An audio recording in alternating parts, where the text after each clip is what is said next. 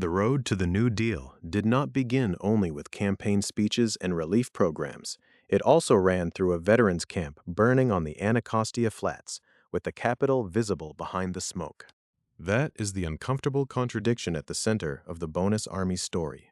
In the summer of 1932, men who had worn the uniform in World War I came to Washington, D.C., not to ask for a new gift, but to demand early access to money Congress had already recognized as theirs. They carried a claim that had been written into federal law. They had documents. They had years of service behind them. What they did not have in the middle of the Great Depression was time.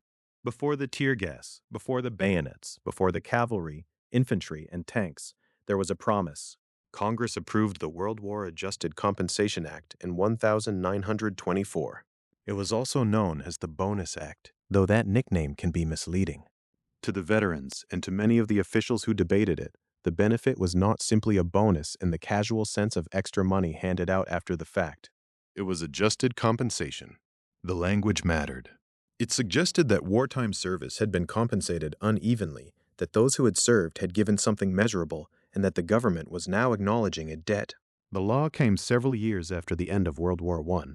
The United States had mobilized millions of men for a conflict that reshaped the country's sense of itself and its obligations. When those men came home, they returned to civilian life with the memory of service, and often with the belief that the nation owed them more than thanks. The Bonus Act was Congress's answer, but it was an answer built around delay. The law did not simply open the Treasury and pay every eligible veteran in immediate cash. For smaller amounts, it did allow direct payment. But for most veterans whose adjusted compensation came to more than $50, the government issued certificates instead. These were adjusted service certificates, payable in the future. They represented a formal promise, a paper instrument backed by federal authority. But they were not the same as money in a man's pocket. The key date was 1945. For a veteran receiving a certificate in the 1920s, that date sat far ahead on the calendar. The full value of the certificate would not come due for roughly 2 decades. In ordinary political language, this made the Bonus Act a compromise. Congress could recognize the claims of veterans without making the entire cost immediate. The government could say yes to the moral argument while saying not yet to the cash payment. That not yet is where the story begins to tighten. A certificate is a peculiar kind of promise. It can feel official, even reassuring, because it carries the weight of the state. It can be stored, shown, counted, and named. It can be understood as proof that a person has not been forgotten. But it cannot necessarily buy bread when the pantry is empty. It cannot always keep a landlord waiting. It cannot turn unemployment into wages. The more desperate the holder becomes, the more painful the gap grows between what the certificate says and what the certificate can do. In 1924, Congress had created a benefit that looked backward to World War I and forward to 1945. But history did not wait politely for the redemption date. By 1932, the Great Depression had changed the meaning of almost every economic promise in American life. Jobs had disappeared. Savings had vanished. Families who had once expected hardship to be temporary found themselves measuring survival in days and meals. For veterans holding adjusted service certificates, the question was no longer abstract. If the government had already acknowledged the debt, why should the payment remain locked away until 1945? That question would eventually bring thousands of people to the Capitol. It would create encampments at places such as 12th Street and B Street Northwest, 3rd Street and Pennsylvania Avenue Northwest, and the Anacostia Flats. It would put veterans and their families within sight of the institutions that had made the promise. And it would force a national confrontation over whether federal responsibility meant sympathy, paperwork, delay, or action. But in the beginning, the conflict was embedded in the structure of the law itself. The Bonus Act tried to do 2 things at once. It tried to honor service, and it tried to postpone the fiscal burden of honoring it. That may have seemed like a workable balance in 1924. The economy had not yet collapsed into the Depression. The future date of 1945 may have looked distant but manageable. A certificate could be imagined as a kind of delayed security, something that would mature later in life, when the veteran might need it for family, age, or stability. The problem was that need arrived early. This is why the bonus army cannot be understood only as a protest over money. It was also a protest over time. The veterans were not merely saying that the United States owed them compensation. Congress had already conceded that point. They were saying that a promise deferred beyond the moment of need could become a promise emptied of practical meaning. The federal government, for its part, had made the promise legal and legible. It had created a system that converted days of military service into a future financial claim. It had issued certificates to men whose compensation exceeded $50. It had set the schedule. It had named the maturity year. Every part of the arrangement bore the marks of bureaucratic order, law, formula, certificate, redemption date. Yet the lives of the certificate holders did not unfold in the orderly way the statute assumed. A veteran without work in 1932 could not spend the assurance of payment in 1945.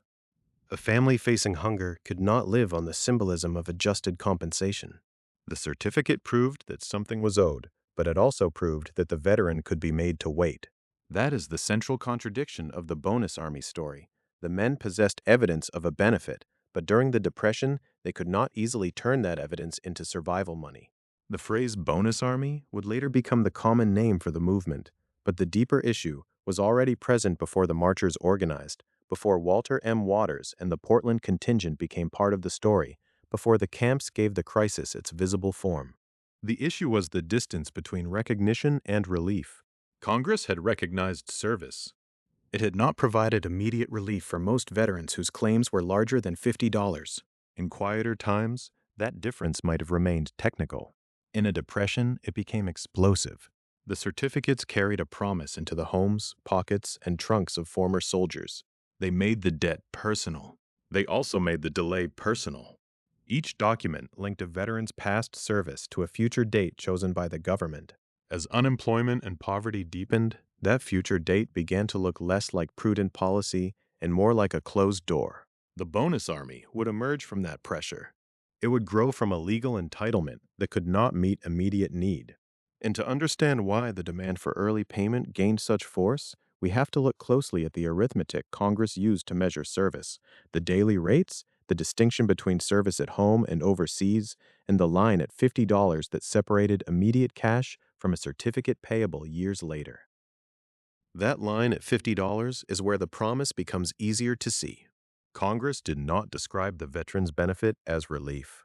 It was not written as a handout for men who had failed to find their way back into civilian life. The language of the World War Adjusted Compensation Act pointed backward, to service already performed. The idea was adjustment, a calculation meant to recognize that military pay during World War I had not matched what many men might have earned outside the uniform, and that some had carried a heavier burden than others. So the law turned wartime service into arithmetic. For each day of service in the United States, a veteran was credited $1. For each day of service overseas, the credit rose to $1.25. The difference mattered. It acknowledged, in a limited and bureaucratic way, that the experience of service was not uniform. Time spent in the United States counted. Time spent overseas counted more. Congress was assigning value by the day, translating military time into a dollar figure. There is something stark about that kind of calculation. A day in uniform became $1. A day overseas became $1.25. The formula was simple enough to be printed, repeated, and understood. It gave the promise a kind of mechanical fairness. A veteran did not have to plead his case as an individual. He did not have to prove poverty. He had to have a record of service. That distinction would become central to the politics of the bonus army. The men who later came to Washington were not asking Congress to invent a benefit out of sympathy. They were demanding access to compensation already tied to their own service records. Their argument rested on the difference between charity and a debt. Charity could be delayed, reduced, or denied by moral judgment. Adjusted compensation was supposed to be earned. The federal government's own formula helped veterans make that case. It had already measured their contribution. It had already assigned rates. It had already separated domestic service from overseas service. It had already determined who received immediate cash and who received a certificate. The issue was not whether service had value. Congress had said that it did. The issue was when that value could be turned into money. For smaller amounts, the answer came quickly. If the calculated bonus was $50 or less, it was paid immediately in cash. That provision drew a clear boundary. Some veterans received money at once. Others, whose service produced a larger amount, received an adjusted service certificate instead. The certificate carried a future value, with full redemption set years away, but it did not solve an immediate problem at the kitchen table. This structure had a logic in 1924. It allowed Congress to acknowledge wartime service without paying the largest obligations immediately. It spread the burden forward. It converted many of the larger claims into paper promises. For federal accounting, that was useful. For veterans, it meant that the more substantial the claim, the more likely it was to be deferred. That produced an uneasy irony. A man whose service produced a small bonus could receive cash. A man whose longer or overseas service produced a larger benefit might receive a certificate instead. The certificate represented a greater acknowledged obligation, but it was less useful in the present. The government had recognized more service, then postponed fuller payment. In ordinary times, that might have remained an irritation. In difficult times, it could become a grievance. In the Great Depression, it became something sharper. The arithmetic of the Bonus Act may seem dry at first. $1, $1.25, $50, certificates, redemption dates. But those figures formed the skeleton of the political conflict that followed. They gave veterans a way to speak about fairness in exact terms. They could point to days served. They could point to the rate Congress had chosen. They could point to the certificate as proof that the government had already accepted the obligation. This mattered because the Depression did not arrive as an abstraction. It arrived as lost wages, closed shops, unpaid rent, meals skipped, and families searching for any cash that could be found. For unemployed and impoverished veterans, the certificate was not merely a financial instrument maturing in the future. It was a visible reminder that the government's promise had been locked behind time. The gap between paper value and usable money became morally charged. If a man had a certificate worth more than $50, he had evidence of compensation. But evidence could not be spent like currency. It could not always answer the immediate pressure of food, shelter, or debt. The certificate told him that his service had been counted. The Depression told him that counting was not enough. That is why the bonus formula must be understood as more than an administrative detail. It shaped how veterans understood their claim. The federal government had not simply said, in broad language, that it respected them. It had built a table of value. It had made service measurable. Every eligible veteran could imagine his own account being calculated day by day. Service at home at one rate, service overseas at another, the total determining whether cash came now or payment was delayed. Once that measurement existed, the demand for early payment could be framed with unusual force. Veterans were not asking to be newly recognized. They were asking Congress to make recognition usable. They were not asking the government to start a promise. They were asking it to accelerate a promise already made. That distinction became especially important as public debate hardened. Critics could portray immediate payment as expensive, disruptive, or fiscally irresponsible. Supporters could answer that the obligation did not come from a new appetite for spending. It came from World War I service and from a statute Congress had already approved. The political dispute turned not on whether veterans had served, nor on whether compensation had been authorized, but on whether national crisis justified changing the timetable. The law's own mechanics made the timetable vulnerable. The $50 cash threshold showed that immediate payment was not impossible in principle. It had already happened for smaller claims. The certificate showed that larger claims were not imaginary.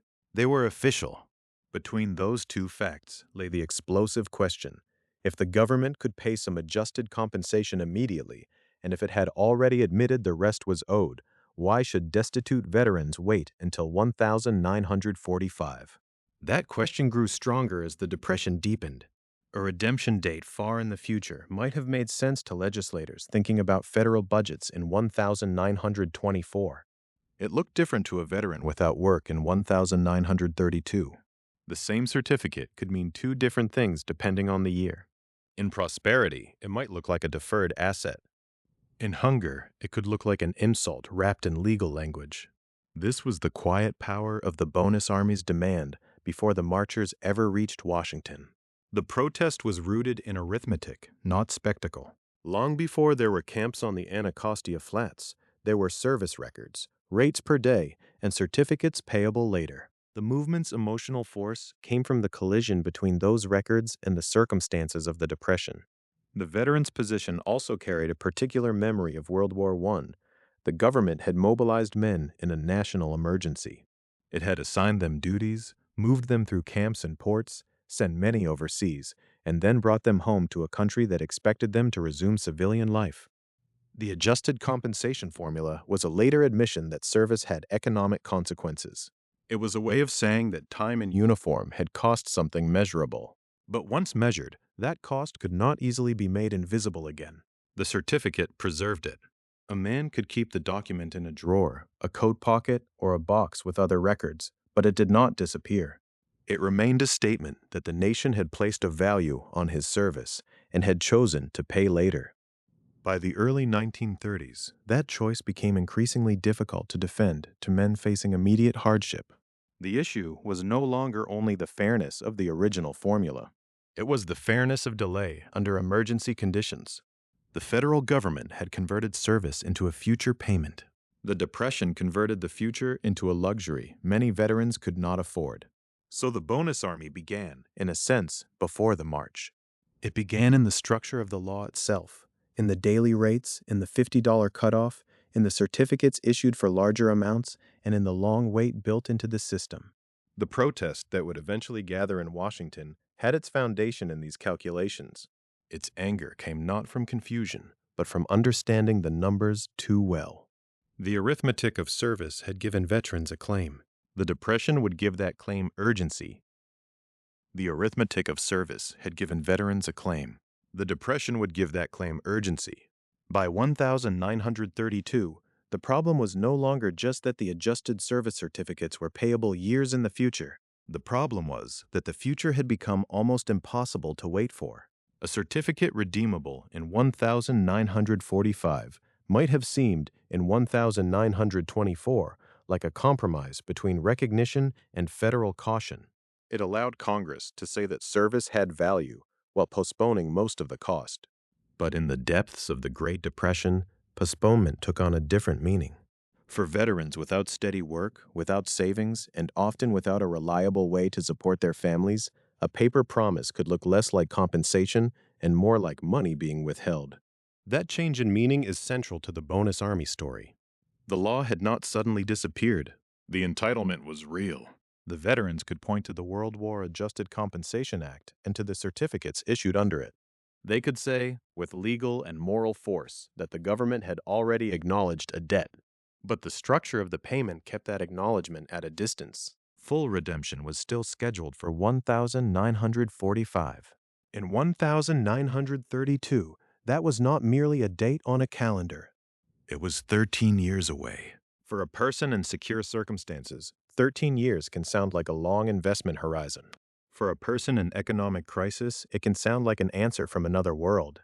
The Great Depression did not create the veterans' claim. It exposed the weakness in the way that claim had been designed. The certificates were meant to mature over time. They belonged to a financial logic of waiting, calculation, and eventual settlement. But the Depression pushed millions of Americans into a different kind of time. The time of rent due, food needed, work not found, and debts accumulating. In that atmosphere, the question changed. Veterans were not simply asking whether Congress had been fair in 1924. They were asking whether a government-recognized benefit had any practical value if it could not be used when survival was at stake. This was the gap between legal entitlement and immediate need. The gap mattered because the veterans were not approaching Washington as strangers to the state. They had been soldiers. Their claim rested on service in World War I, and Congress had already translated that service into a formula. $1 for each day of service in the United States. $1.25 for each day of overseas service. Those figures had already turned time and uniform into federal obligation. The certificates were proof that this obligation had not been forgotten. Yet the very proof of the obligation could become frustrating. It showed that compensation existed, while also showing that most of it remained out of reach. A promise can be more painful when it is documented. The certificates were not rumors. They were not campaign talk. They were official instruments of a federal law. For veterans who had received them, the government's debt had a form. It could be held, stored, shown, and discussed. But under the terms Congress had chosen, that form did not equal immediate cash. The document was evidence of value, but not the same as usable money. In ordinary times, that distinction might have seemed technical. In 1932, it became the heart of the conflict. The pressure of the Depression turned technical delay into political anger. This is why the demand for early payment gathered force. It was not a demand invented from nothing. It was a demand to change the timing of a benefit already established. Veterans and their supporters could argue that the country was not being asked to recognize a new debt, but to redeem an old one sooner. That distinction gave the movement much of its power. The issue could be framed not as charity, not as relief alone, but as payment owed for service already rendered. And yet, from the federal government's side, early redemption meant something enormous. The deferred design of the Bonus Act had helped Congress avoid large, immediate expenditures. Paying the certificates ahead of schedule would reverse that logic. It would convert a future obligation into a present fiscal demand during a national economic emergency. That was exactly why the issue became so combustible. The same crisis that made veterans desperate for cash also made officials wary of large federal outlays. The Depression tightened both sides of the argument. For veterans, the certificate said, "The nation owes me." For officials, the redemption date said, "Not yet." Between those two positions, the protest movement began to form. The emotional force of the issue came from more than poverty. It came from the contradiction of status. These were men who had been mobilized for national service, then returned to a civilian economy that, by 1932, had failed many of them. The language of adjusted compensation implied that wartime sacrifice had left an imbalance to be corrected. But the correction had been placed in the future. When unemployment and impoverishment spread through veterans' households, the delay could feel like a second imbalance. The nation had counted their days in uniform, but would not count their days in distress with the same urgency. The certificates also became a kind of bridge between private hardship and public protest. Hunger, unpaid bills, and unemployment are often experienced individually, inside homes and boarding rooms, in private humiliations. A federal certificate turned private desperation into a shared political object. Veterans scattered across the country could recognize that they held the same kind of claim, faced the same kind of delay, and were caught in the same national crisis.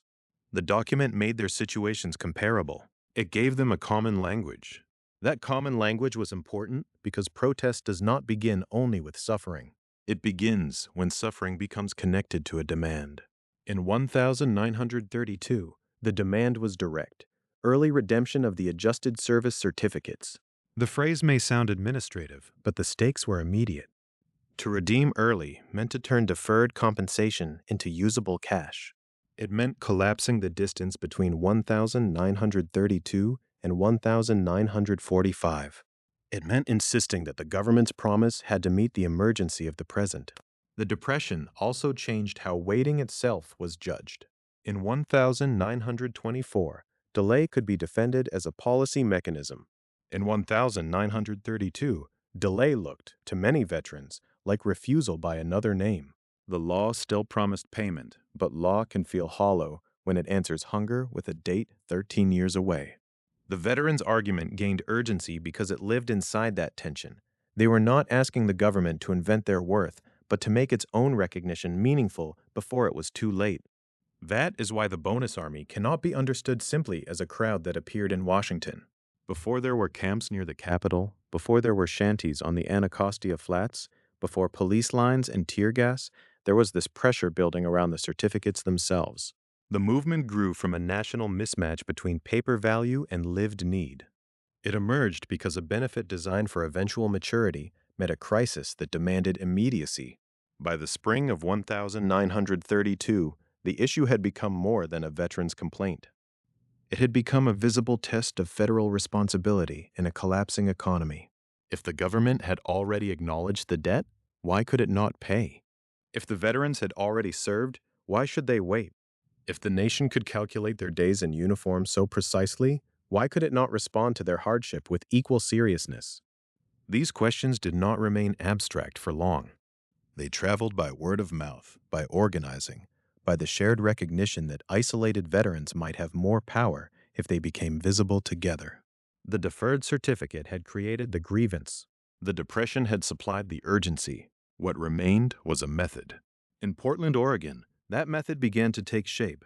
By May 17th, 1932, about 400 veterans had gathered there under Walter M. Waters, himself a World War I veteran. Their destination would be Washington, D.C.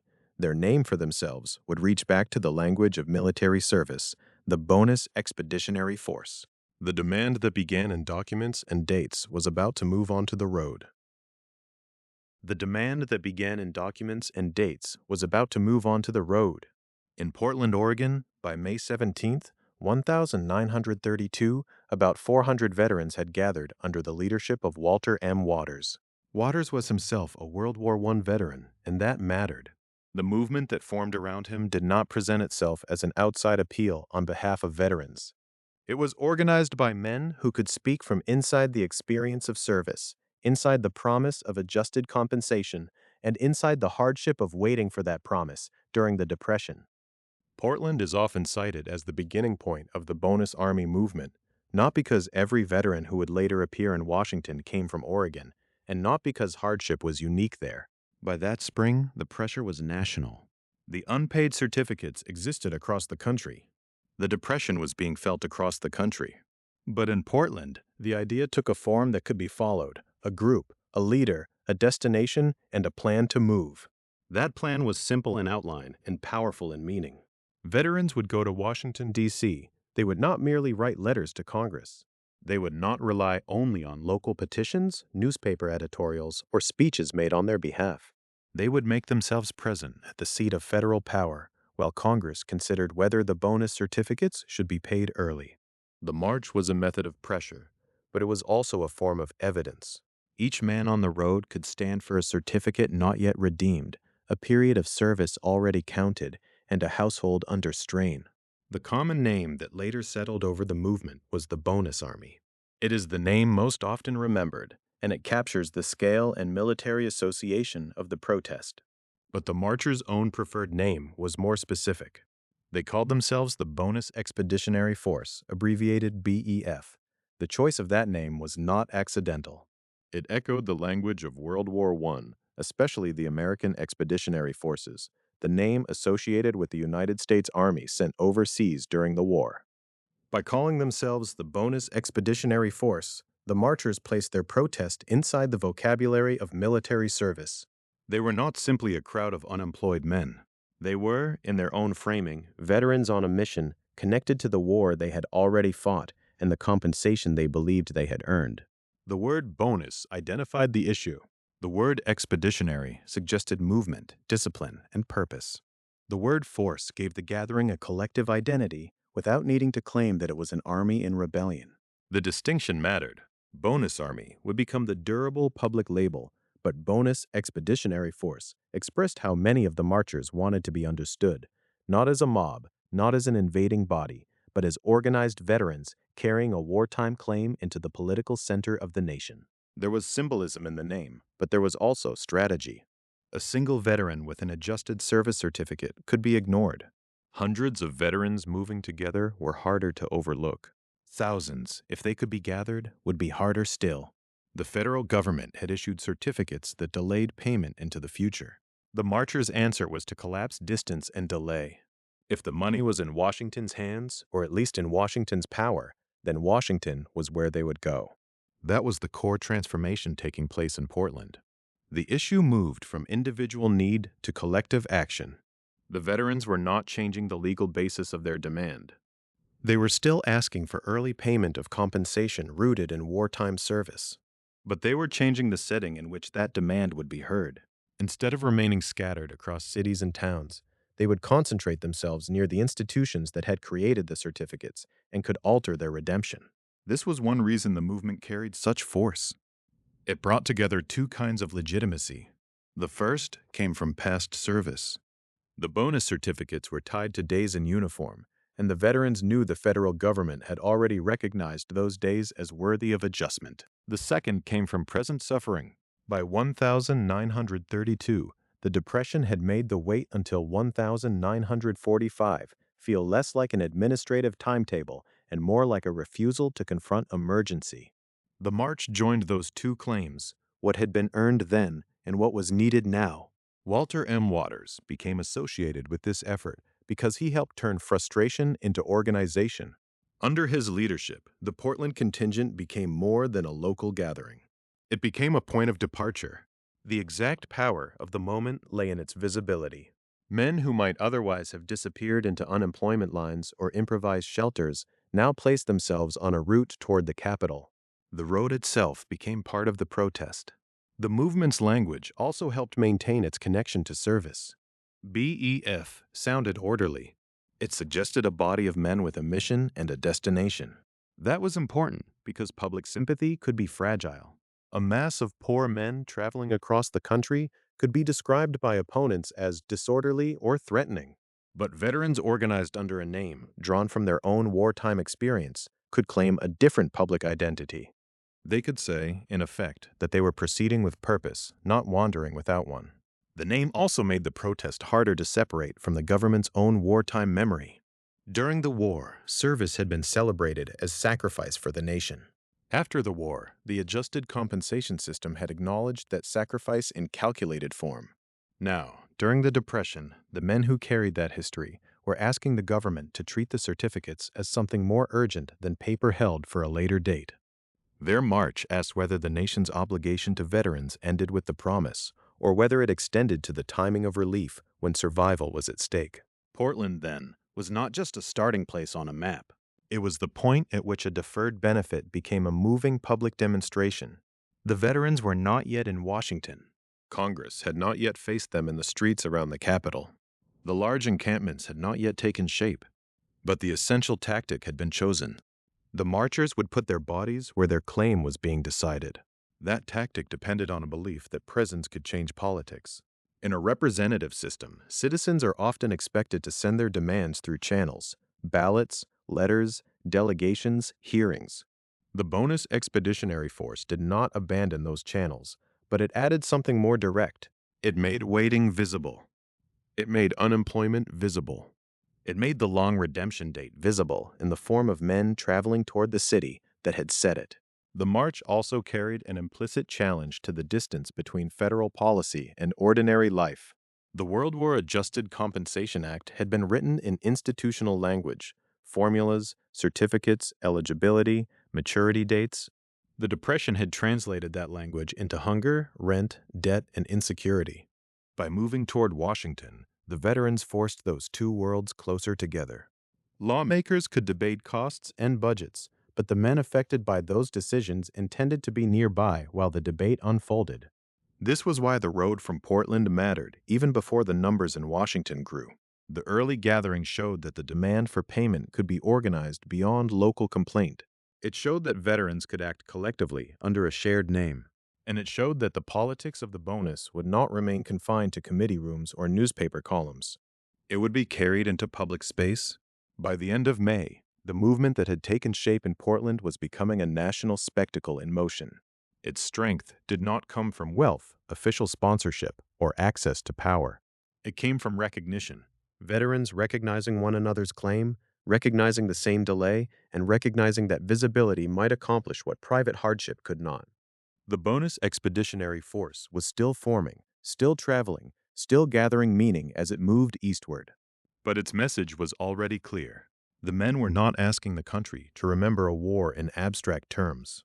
They were asking the federal government to honor a specific obligation created by Congress and deferred by Congress at a moment when delay had become unbearable. Soon, that message would reach the Capitol itself. By June 1st, 1932, about 1,500 men, some with families, would be in Washington, D.C. The protest would no longer be approaching the government from a distance. It would be standing in front of it. The protest would no longer be approaching the government from a distance. It would be standing in front of it. By June 1st, 1932, about 1,500 men, some of them accompanied by families, were in Washington, D.C.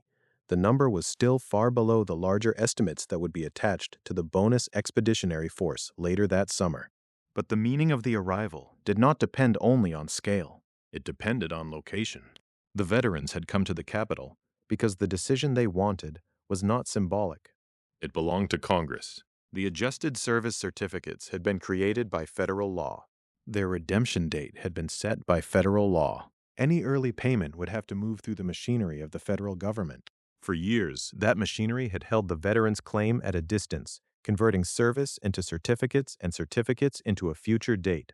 Now the men who held those claims had come to the city where the delay had been written. Washington was not just a backdrop. It was the working center of the dispute. The Capitol, the congressional offices, the federal departments, and the streets between them formed the physical landscape of decision. To arrive there was to change the character of the protest.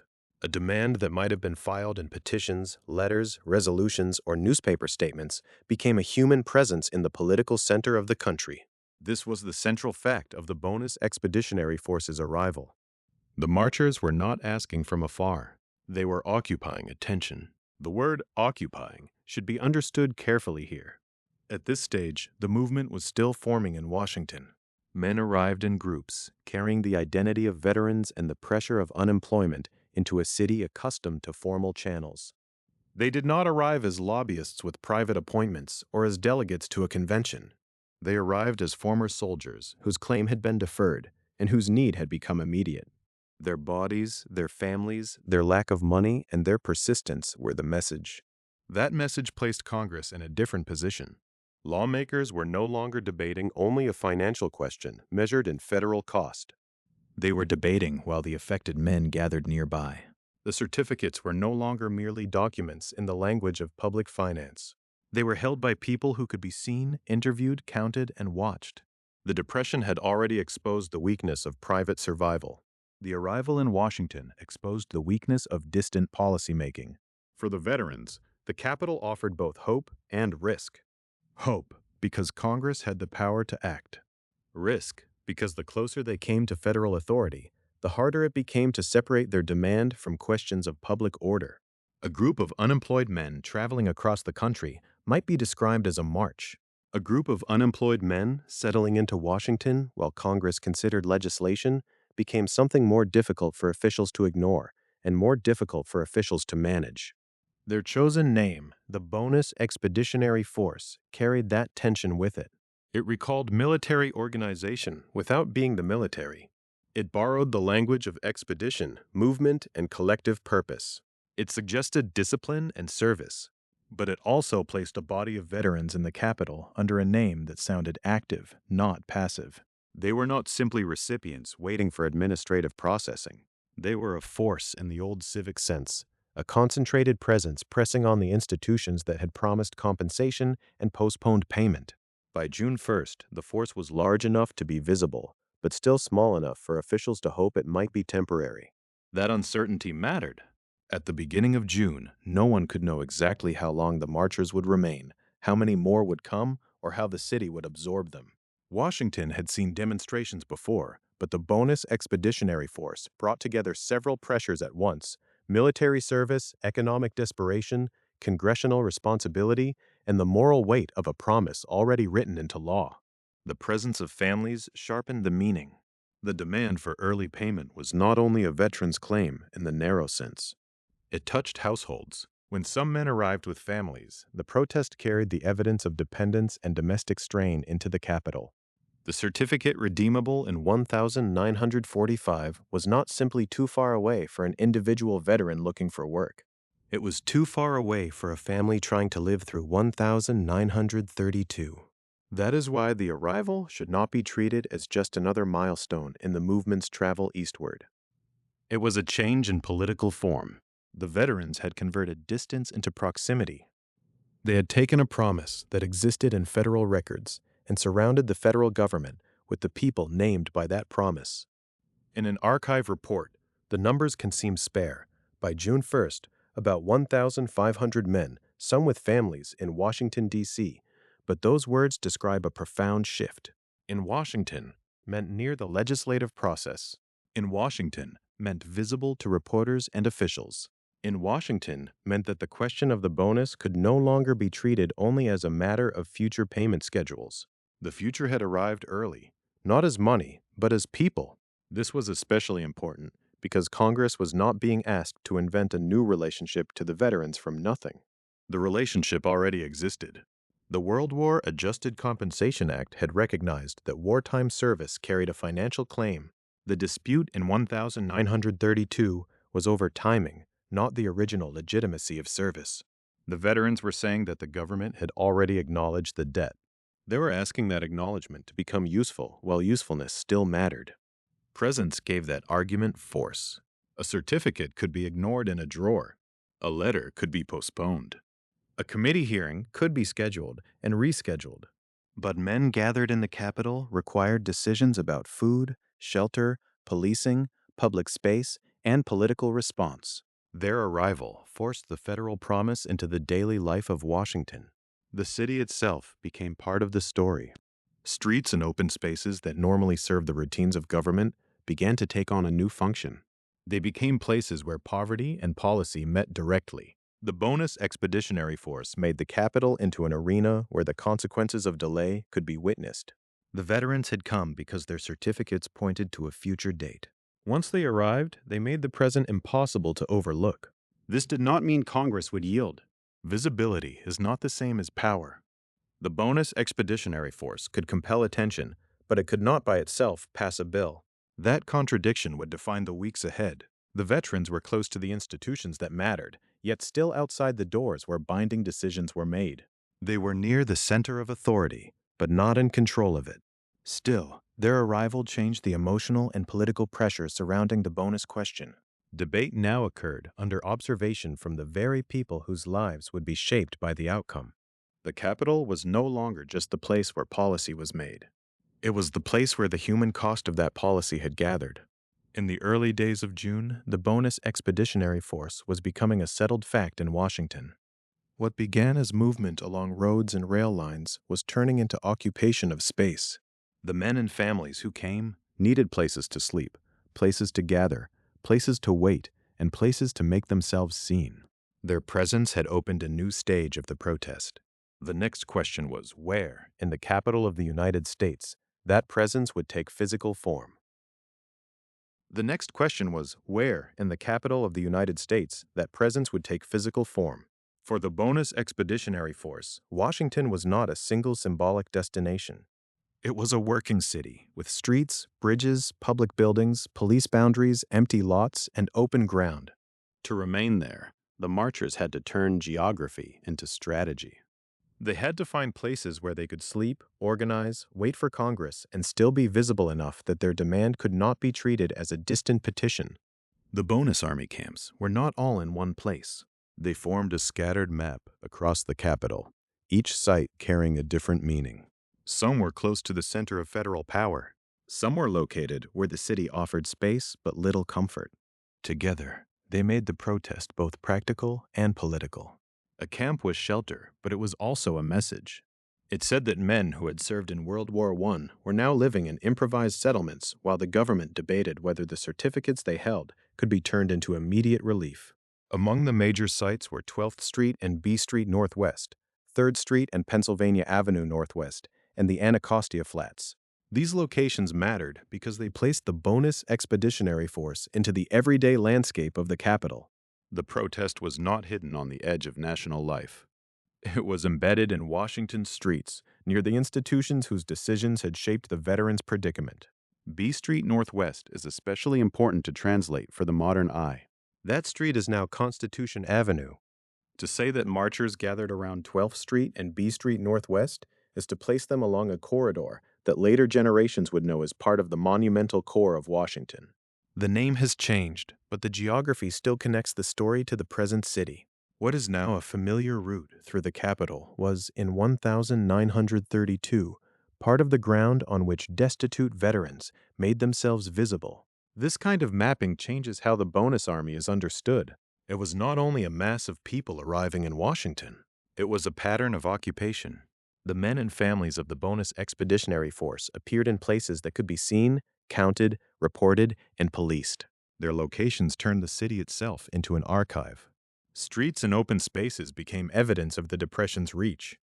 The presence of the marchers made the bonus issue physical. It gave the delayed certificates a human geography. At 3rd Street and Pennsylvania Avenue Northwest, the significance was even more direct. Pennsylvania Avenue was not just any street. It was part of the ceremonial and political axis of the capital. A protest site there placed the Bonus Expeditionary Force close to the route between Congress and the executive center of government. The marchers were not merely asking lawmakers to read letters or resolutions. They were placing bodies near the pathways of power. That kind of proximity created pressure. It did not give the veterans control over Congress. It did not guarantee that their bill would pass.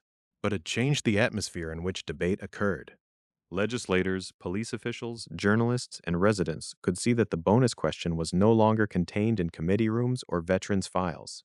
It had become a public encampment. The demand for early payment had acquired streets, tents, shacks, and lines of waiting men. The camps also showed the limits of protest as a form of survival. To occupy space in Washington was politically powerful, but it was physically difficult. The marchers had arrived during a national economic crisis. Many were unemployed or impoverished. Some had families with them. They needed food, water, sanitation, warmth at night, and some way to endure days and weeks of uncertainty. Their presence in the Capitol was meant to press Congress, but before it could do that, it had to solve the immediate problem of staying alive. The improvised nature of the camps made that problem visible. These were not planned communities. They were settlements built from necessity. The Bonus Expeditionary Force used whatever arrangements were available, adapting to the city as they found it. A place to gather became a place to sleep. A stretch of open ground became a camp. The boundaries between political demonstration and emergency shelter blurred. The same spaces that displayed discipline and determination also displayed poverty. This was one of the reasons the camps carried such force. The veterans' argument was not abstract. They were not asking for a new benefit without a past claim. They were asking for early access to adjusted compensation that had already been created by federal law. The camps made the delay visible. Each settlement suggested the same contradiction. The government had recognized service, but the men who held that recognition were waiting in makeshift conditions for relief that was still scheduled years away. The city's response had to balance several pressures at once. Washington officials and police had to manage crowds, traffic, public property, and the daily needs of thousands of people who had no intention of quietly disappearing. The federal government had to decide whether the camps were a tolerated petition, a nuisance, a humanitarian emergency, or a threat to public order. Those categories were never entirely separate. A camp could be peaceful and still disruptive. It could be disciplined and still alarming to officials. It could be a plea for help and, at the same time, a challenge to authority. The geography of the camps intensified this ambiguity. A group near 12th Street and B Street Northwest, now Constitution Avenue, was close enough to remind the capital of the veterans' claim. A group near 3rd Street and Pennsylvania Avenue Northwest stood near a highly visible artery of national politics. But the largest site lay across the Anacostia River, on the Anacostia Flats. That location gave the movement room to grow in a way the central city could not easily absorb. The Anacostia Flats became the major physical expression of the Bonus Expeditionary Force. The camp there would be remembered as the largest encampment, occupying about 30 acres. In some sources, it was known as Camp Bartlett, after John H. Bartlett, who allowed veterans to camp there. But before focusing closely on that settlement, it is important to see how it fit into the wider map. Anacostia was not separate from the politics of the capital. It was part of the same protest geography, linked to the smaller and more central sites by movement, attention, and shared purpose. The river mattered. It created distance from the heart of Washington, but not invisibility. The Anacostia Flats offered space for large numbers of people to build a more sustained encampment. At the same time, the camp remained connected to the capital and to the federal institutions whose decisions the veterans awaited. It was near enough to be politically meaningful and far enough to become a settlement with its own rough internal life. This arrangement gave the Bonus Expeditionary Force two kinds of presence. In the central city, it could appear near the places where law and authority were concentrated. On the Anacostia Flats, it could endure.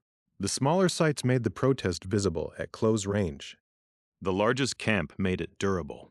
Together, they allowed the movement to remain in Washington not merely as a march, but as an occupation of time and space. That occupation placed pressure on everyone involved. For Congress, the camps were a reminder that the question of early payment had immediate human consequences. For local officials, they were a continuing management problem. For the public, they were images of veterans living in hardship within the capital of the country they had served. And for the marchers themselves, the camps were both refuge and exposure. They gave the Bonus Expeditionary Force a base, but they also made its poverty plain. The phrase bonus army can sometimes make the movement sound more uniform than it was. The camp map reveals something more complex. This was a veterans' protest, but also a collection of improvised settlements. It was organized around a legislative demand, but shaped every day by hunger, weather, exhaustion, and uncertainty. It was a political demonstration, but also a survival system built in public view. By early summer, Washington contained more than arguments about the bonus.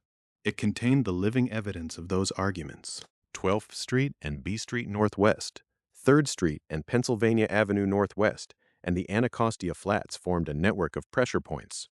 Each location connected the veterans' deferred compensation to the immediate realities of the Depression. Each helped turn a payment schedule into a national spectacle. And among those sites, one would come to dominate the memory of the movement. Across the Anacostia River, on roughly 30 acres of flat ground, the Bonus Expeditionary Force built its largest and most vulnerable settlement. There, the protest took on the shape of a semi-permanent camp, with makeshift shelters and a population waiting under uncertain protection. To understand the force and fragility of the Bonus Army in Washington, the story has to move onto the Anacostia Flats. To understand the force and fragility of the Bonus Army in Washington, the story has to move onto the Anacostia Flats. Across the Anacostia River from the formal spaces of the federal city, the largest settlement of the Bonus Expeditionary Force spread over roughly 30 acres of flat ground. In some sources, it was known as Camp Bartlett, named for John H. Bartlett, a former assistant postmaster general and former governor of New Hampshire, who allowed veterans to camp there. That permission mattered. It gave the marchers something more stable than a street corner or a temporary gathering place. It gave them ground on which to remain. The Anacostia Flats were not just another location in the protest geography. They became the clearest sign that the Bonus Expeditionary Force had changed from a march into an occupation. The veterans had come to Washington to press Congress for early payment of their adjusted service certificates. But once in the capital, their political argument required an everyday infrastructure. They needed shelter. They needed paths through the camp. They needed places to cook, sleep, organize, and wait. A protest that lasted for a day could survive on momentum. A protest that lasted for weeks had to become a settlement. The scale of the Anacostia camp made that transformation visible. 30 acres is difficult to imagine from a newspaper phrase, but on the ground it meant a broad field of improvised life. It meant rows and clusters of shelters. It meant men moving between the camp and the city, between the flats and the places where Congress debated their demand. It meant a population large enough to become part of Washington's daily reality, not simply an event passing through it. The Bonus Expeditionary Force had chosen its own name carefully. It called itself the BEF, echoing the wartime language of an expeditionary force. On the Anacostia Flats, that name took on a second meaning. These were veterans of war, but they were now organizing an expedition into the politics of hunger, unemployment, and deferred compensation. Their camp was not a battlefield, yet it carried the discipline and symbolism of men who understood collective movement. They had come as citizens with certificates, but they lived as an encampment. The physical materials of the camp told the other half of the story. These were makeshift shanties, not permanent homes. They were the kinds of structures people built when they had little money, little protection, and no clear end date. The settlement was large, but its scale should not be confused with security. The very things that made the camp possible also made it vulnerable. A shelter assembled from available material could keep out sun or rain for a time, but it could not make poverty safe. It could not guarantee sanitation, food, medical care, or protection from official force. That vulnerability was central to the meaning of Anacostia. The camp made the veterans visible, but visibility came with exposure. In the heart of Washington, near the symbolic center of national power, the Bonus Expeditionary Force showed what it meant for a government promise to be delayed during a depression. On the flats, the deferred certificate was no longer an abstract financial instrument. It was a man sleeping in a shanty. It was a family waiting in uncertain conditions. It was a community trying to hold itself together until Congress acted or refused to act. The location also created a powerful contrast. The Anacostia River marked a physical separation from the streets and buildings where federal decisions were made. The veterans were close enough to be seen and discussed, but far enough to be contained. They occupied ground that was near the capital's center of authority, yet socially and materially set apart from it. This was part of what made the camp so politically charged.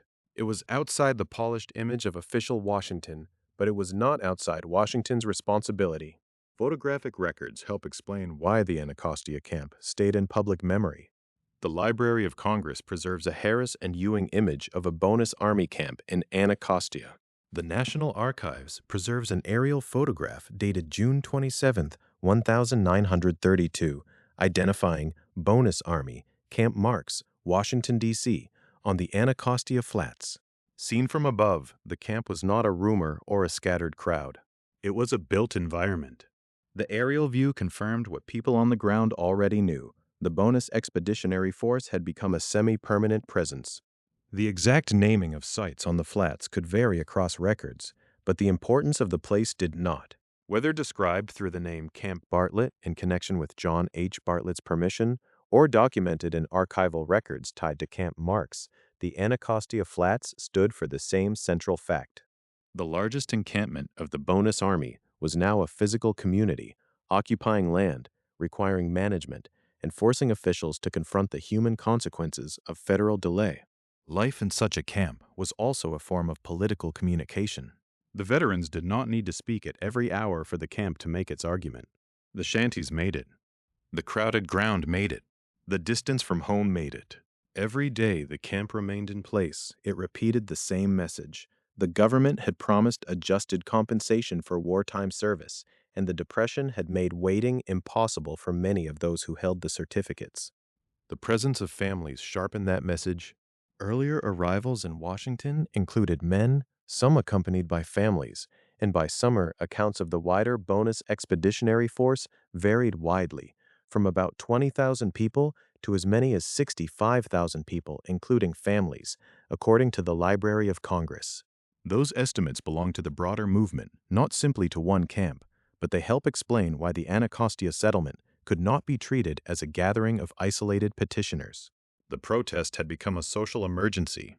It included not only veterans' demands, but the daily survival of people attached to those veterans by household and need. And yet the camp's order, however real, rested on uncertain foundations. Permission to camp was not the same as a federal commitment to feed, shelter, or recognize the marchers. The veterans could organize their ground, but they could not make Congress redeem the certificates. They could build shanties, but they could not make those shanties secure against weather, disease, hunger, or eviction. Their strength was in numbers and visibility. Their weakness was that they remained dependent on authorities who had not accepted full responsibility for their care. This tension made Anacostia both powerful and precarious. It was powerful because it transformed the bonus issue into a landscape. A congressional delay had become a place on a map. A promise due in 1945 had become a settlement in 1932. But it was precarious because the settlement had no guaranteed legal or political future. Its people were present, but not protected in any stable way. They were visible, but visibility could invite sympathy or enforcement. The camp also changed the burden on local officials. Washington now had to deal not only with demonstrators moving through streets, but with a large population living in improvised conditions. Policing, public health, food, crowd control, and political pressure all converged on the flats. The question was no longer simply whether the veterans had a valid moral claim. It was whether any institution would take responsibility for the human reality created by their presence. That question would soon fall heavily on the District of Columbia authorities. Among them, Police Superintendent Pelham D. Glassford stood out because he saw the Bonus Expeditionary Force not only as a public order problem, but as a group of hungry people who had to be managed with some measure of sympathy.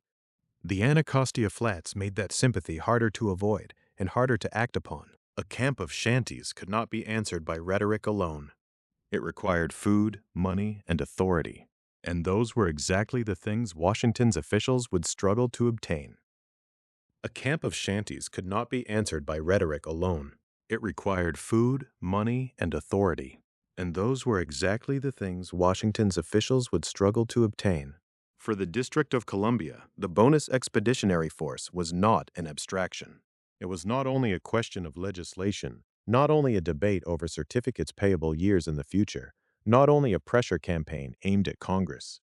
It was a daily municipal problem in the capital city. Men needed meals.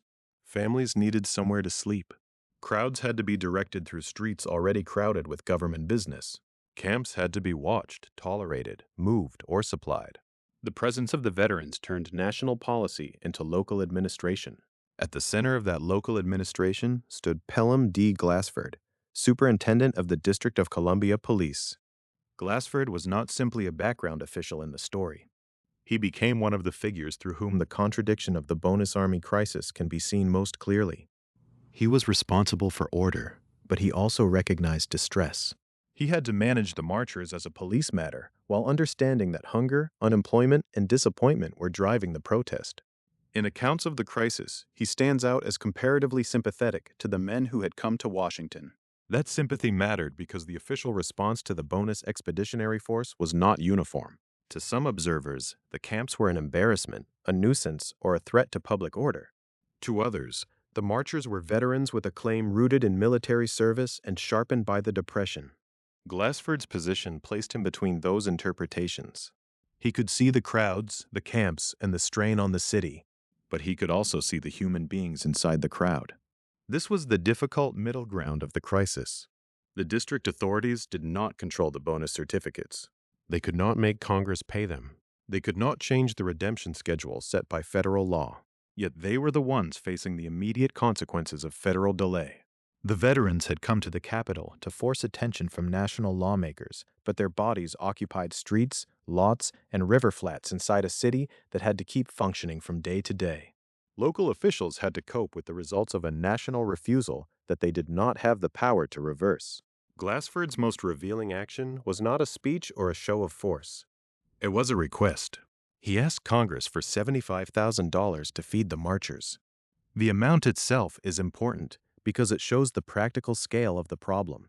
This was not a symbolic gesture of sympathy alone. It was an attempt to turn humanitarian concern into an operating budget. Food was not incidental. In a camp made up of unemployed and impoverished veterans, food was part of public order. Hunger could not be separated from crowd control. Relief could not be separated from policing. The request also exposed a question that would run through the entire confrontation. Who was responsible for keeping the veterans alive while Congress decided whether they deserved payment? The men had come to Washington because they believed the federal government owed them money. While that claim was being debated, they still had to eat. Glassford's appeal for funds recognized that the Capitol could not simply host thousands of desperate people without resources. A protest encampment was also a human settlement. Congress denied the request. That denial marked a limit. It did not mean that every official lacked sympathy, and it did not mean that every policymaker saw the marchers in the same way. But it showed how narrow official sympathy could become when it required an appropriation. Compassion might be expressed in private conversations, in gestures of tolerance, or in a reluctance to treat the veterans as criminals. But once sympathy had to become public money, the machinery of government resisted. Glassford could ask for $75,000 to feed the men. He could not compel Congress to provide it. The refusal also reveals the structure of power in Washington.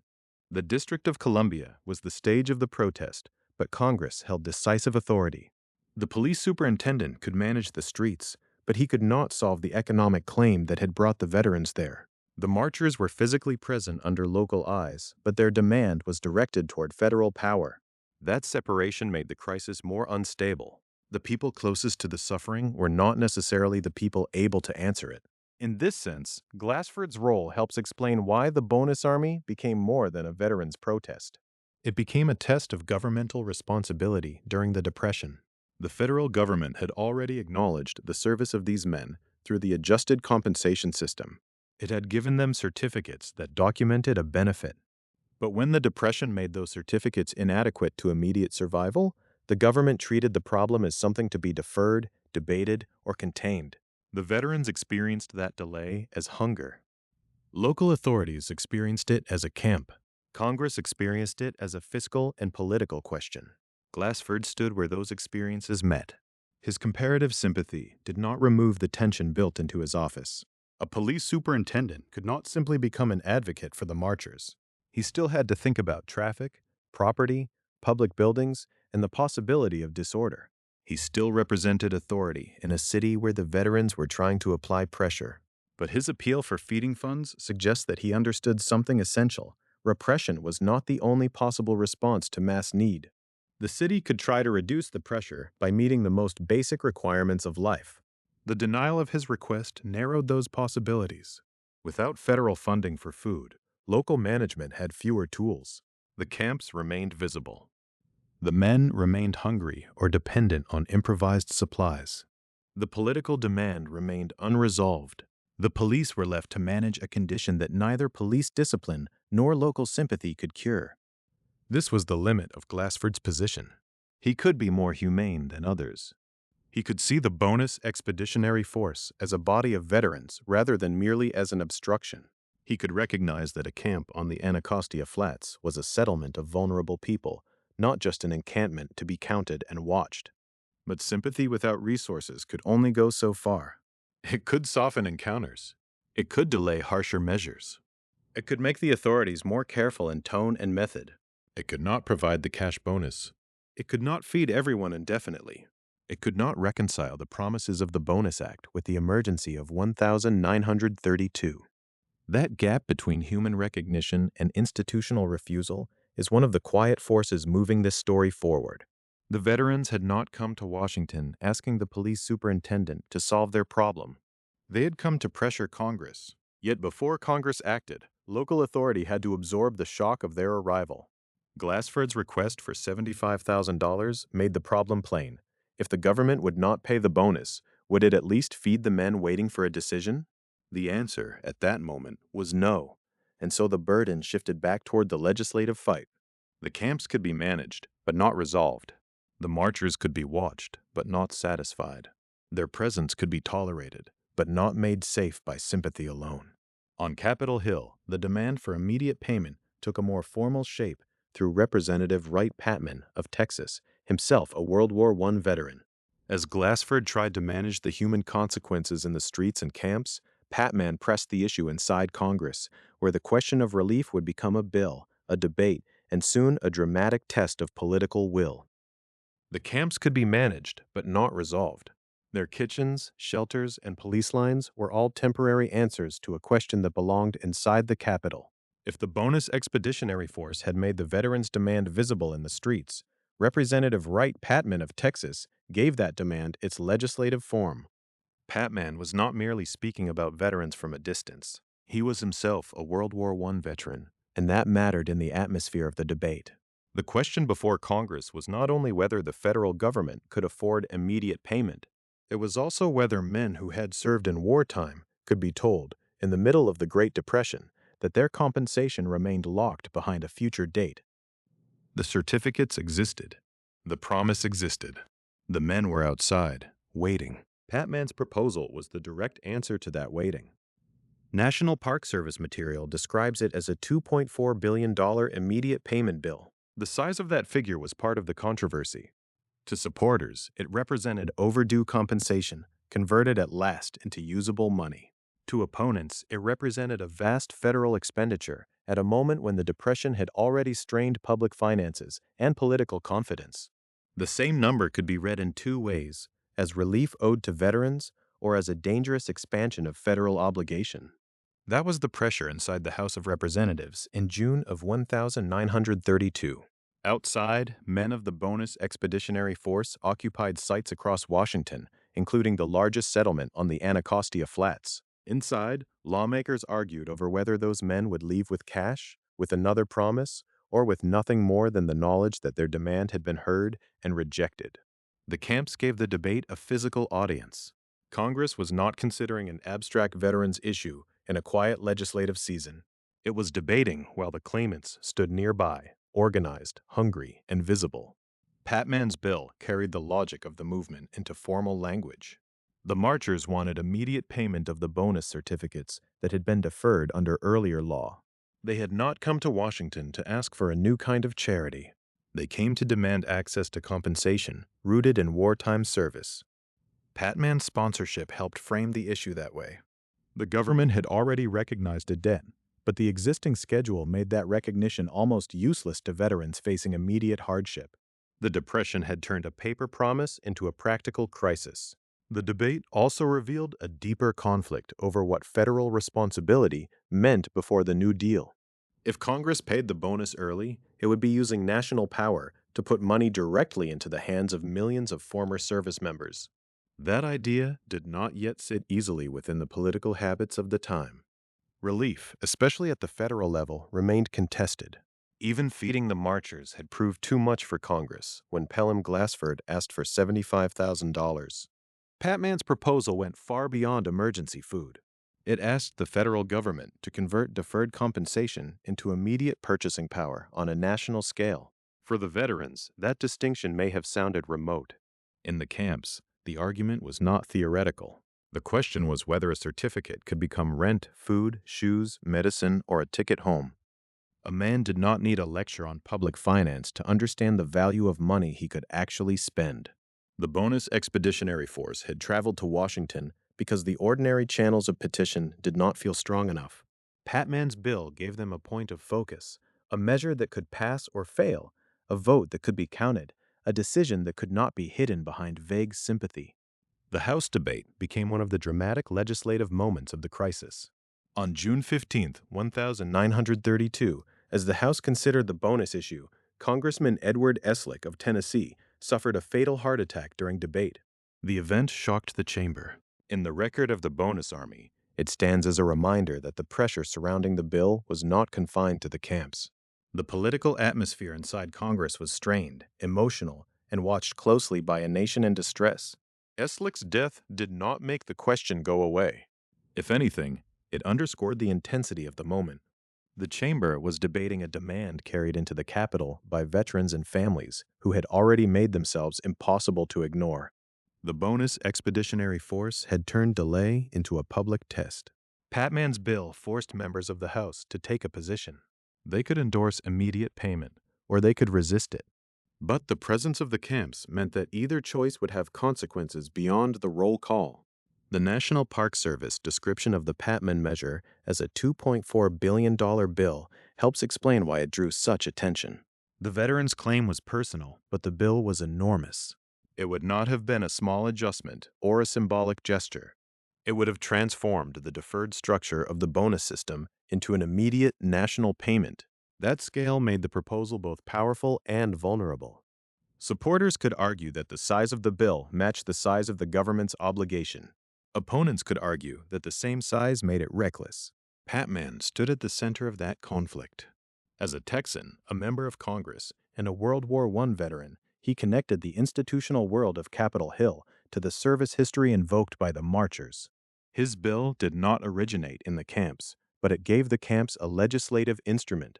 In that sense, the Bonus Expeditionary Force and Patman's measure worked together.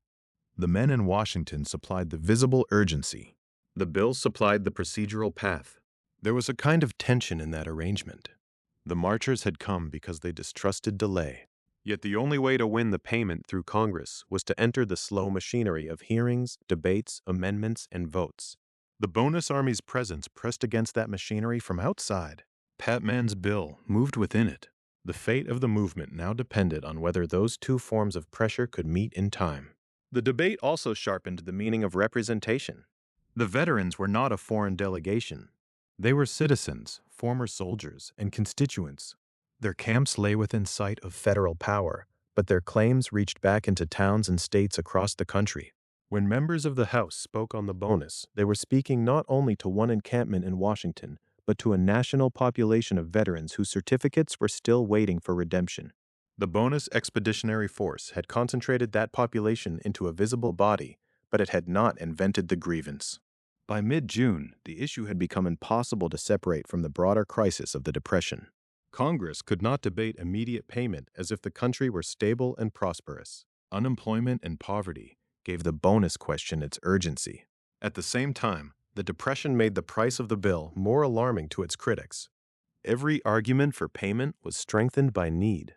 Every argument against payment was strengthened by fear of cost. The result was a debate in which both sides claimed to be defending the nation, but from different dangers. For the men on the Anacostia Flats and in the smaller encampments nearer the center of Washington, the fine distinctions mattered less than the outcome. They had watched local authorities struggle to feed and manage them. They knew sympathy could reach its limit quickly. A favorable vote in the House would suggest that their journey had not been wasted, that visible pressure could move the federal government. A defeat would mean they had crossed the country only to be told again to wait. Patman's bill therefore became more than a piece of legislation. It became the immediate test of whether the Bonus Expeditionary Force had converted presence into power. The veterans had occupied the Capitol's attention. Now they needed Congress to act. The House would soon give them one answer, and the Senate another. Between those two chambers, the hopes raised by debate would narrow into a harder reality, carrying the crisis from parliamentary procedure back toward the streets and camps where the veterans waited. The House would soon give them one answer, and the Senate another. For the Bonus Expeditionary Force, that difference mattered more than the formal language of procedure. A bill could pass one chamber of Congress and still die. A majority could cheer in one room while the final decision moved elsewhere. To the men waiting in Washington, the legislative path was not an abstraction. It was the narrow corridor through which food, rent, railroad fare, and family survival might pass. In June 1932, the House of Representatives passed bonus payment legislation. That fact alone carried enormous force in the camps. The veterans had come to Washington to make their demand visible, and the House vote seemed to show that visibility could matter. Men who had traveled from places like Portland, Oregon, and others who had arrived by freight train, truck, automobile, or on foot could point to the vote as evidence that the journey had not been futile. The pressure of the Bonus Expeditionary Force had reached the floor of the House, but Congress was not one institution speaking with one voice. It was a system of chambers, committees, rules, and veto points. The same federal government that had created the adjusted compensation certificates in 1924 now had to decide whether to turn those certificates into immediate cash. The House had said yes. The Senate would say no. National Archives material cites the Senate vote as 62 to 18 against the proposal. The numbers are stark, and they deserve to be heard slowly. 62 to 18. In the arithmetic of the chamber, it was decisive. In the lives of the marchers, it was devastating. The issue that had carried men across the country, filled improvised camps, and drawn national attention had reached the Senate and been rejected by a wide margin. A parliamentary decision became, almost immediately, a street-level crisis. For senators, the vote could be understood in the language of federal finance, legislative judgment, and national policy. The immediate payment bill associated with Representative Wright Patman had been described in National Park Service material as a $2.4 billion proposal. In the middle of the Great Depression, that was a vast sum. Opponents of immediate payment could treat the question as one of budgetary responsibility or economic caution. They could argue about timing, precedent, and the meaning of a benefit that had originally been scheduled for later redemption. But in the camps, the bill was not measured in billions. It was measured in meals. The men of the Bonus Expeditionary Force already held certificates. They were not asking Congress to invent their service. They were asking Congress to accelerate a benefit that had been tied to their wartime record. That distinction mattered to them. The demand was not framed as charity. It was framed as adjusted compensation, earned in uniform, and deferred by law.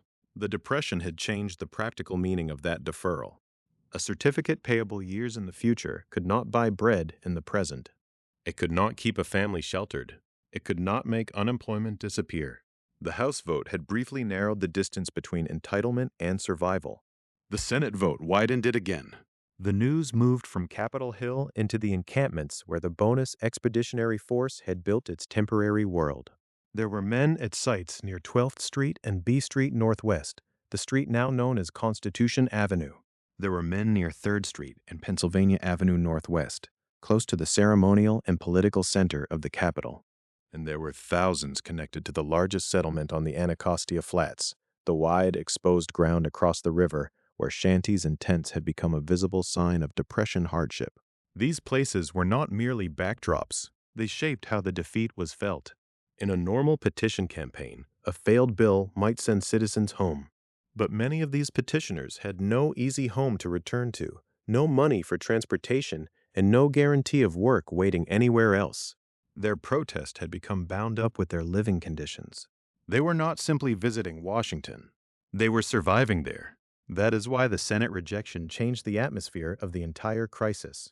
Before the vote, the camps could still be described as a form of pressure aimed at a possible legislative result. After the vote, their meaning became more unstable. If Congress had refused immediate payment, what were the men supposed to do next? Leave empty-handed? Remain until the government reconsidered watching Remain too? Continue to occupy spaces in the Capitol while officials looked for ways to restore order? The decision did not remove the Bonus Expeditionary Force from Washington. It left the marchers in place, but stripped away the clearest path to resolution. This was the danger that local officials had already sensed. Pelham D. Glassford, the District of Columbia police superintendent, had tried to manage the veterans with a degree of sympathy. He had asked Congress for $75,000 to feed them, and that request had been denied. His problem now became sharper. A hungry camp was difficult enough when hope remained alive. A hungry camp after legislative defeat was more volatile, not necessarily because the men had planned violence, but because the ordinary exits from the crisis had been closed. The federal government had refused food money. The Senate had refused immediate payment. The camps remained. In archive photographs and official records, the Bonus Army can sometimes appear fixed. Men standing in lines, shacks spread across the Anacostia Flats, groups gathered near government buildings. But the political situation was moving quickly. Each institutional decision altered the meaning of those still images. A line of men was not only a line of men. It was a question directed at Congress. A shanty was not only a shelter. It was evidence that the deferred promise of 1,924 had collided with the poverty of 1,932. The Senate vote also exposed a central weakness in the marchers' strategy. The Bonus Expeditionary Force had succeeded in being seen. It had brought veterans and families into the Capitol. It had forced newspapers, lawmakers, police, and federal officials to confront the human consequences of delayed compensation. The House passage showed that this visibility could produce political movement, but the Senate rejection showed the limit of moral pressure when it met institutional resistance. The marchers could fill the spaces around the government, but they could not cast votes inside the Senate. Still, the defeat did not erase the claim. If anything, it hardened it. The men in the camps could now say they had followed the route of petition and legislation. They had waited while Congress debated. They had watched the House approve the measure. They had then watched the Senate reject it. The government had heard them and declined to pay. That sequence mattered. It meant that any later effort to remove the marchers would not simply be an effort to clear space. It would come after Congress had failed to satisfy the demand that brought them there. It would be an attempt to solve, through police authority, a problem that legislation had left unresolved. The geography of Washington made the contradiction difficult to hide. The Capitol was not distant from the camps in any meaningful political sense. The veterans had positioned their need near the institutions that had the power to answer it. On the Anacostia Flats, the largest camp spread across about 30 acres. In the city center, other groups occupied prominent places near federal buildings and major avenues. Washington's public space had become a map of unmet obligation. The Senate's rejection did not immediately produce the later violence, but it helped create the conditions in which violence became more likely. It transformed the veterans from petitioners awaiting a vote into defeated petitioners, still physically present in the Capitol. Officials could no longer postpone the question by saying that Congress was considering the bill. Congress had considered it. The answer, at least for immediate payment, was no. What remained was the problem of removal. For the men and families living in the camps, the result was not only political disappointment, it was a practical crisis. The same certificates that had brought them to Washington remained what they had been before, proof of a promised benefit, not immediate money. The long wait built into the original law had survived the march. The Depression pressures that made the wait intolerable had not changed. The veterans had taken their case to the seat of government and found that the government could acknowledge them, debate them, and still leave them exposed. This is the quiet cruelty of the legislative climax. There was no single dramatic scene that could contain it. The House vote raised expectations. The Senate vote broke them. The official record reduced the decision to a tally, 62 to 18. But outside the chamber, that tally moved through kitchens, shanties, sidewalks, and police lines. It changed the sound of conversations in the camps. It changed the calculations of men wondering whether to stay. It changed the posture of officials responsible for property, order, and public appearance in the capital.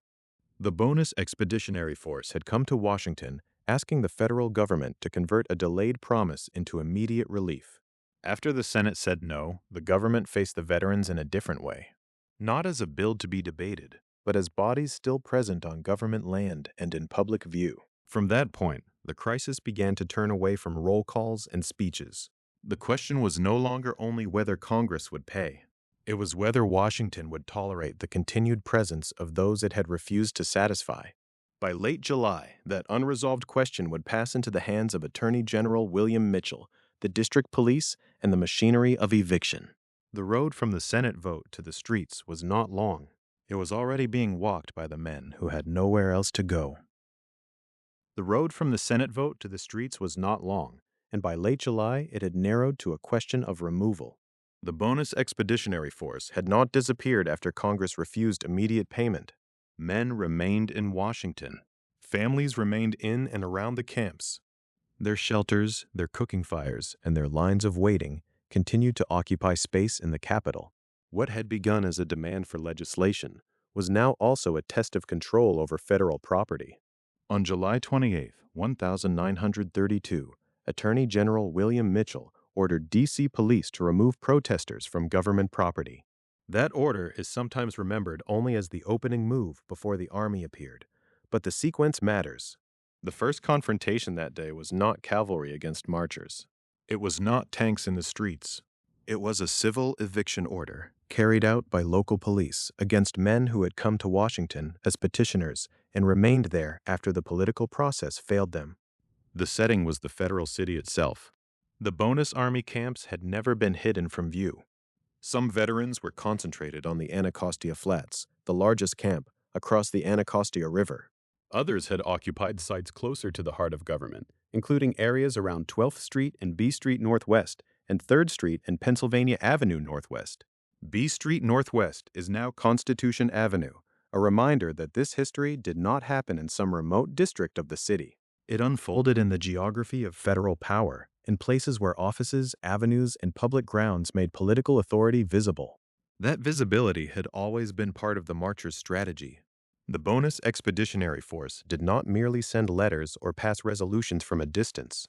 Its members placed themselves in Washington because they believed presence could carry moral force. They had served in uniform. They held adjusted compensation certificates. They argued that a benefit already promised should become usable in a time of emergency. But after the Senate rejected immediate payment, that same physical presence became more vulnerable. The men who had been a petitioning body could now be treated as an obstruction. Attorney General Mitchell's order marked that change.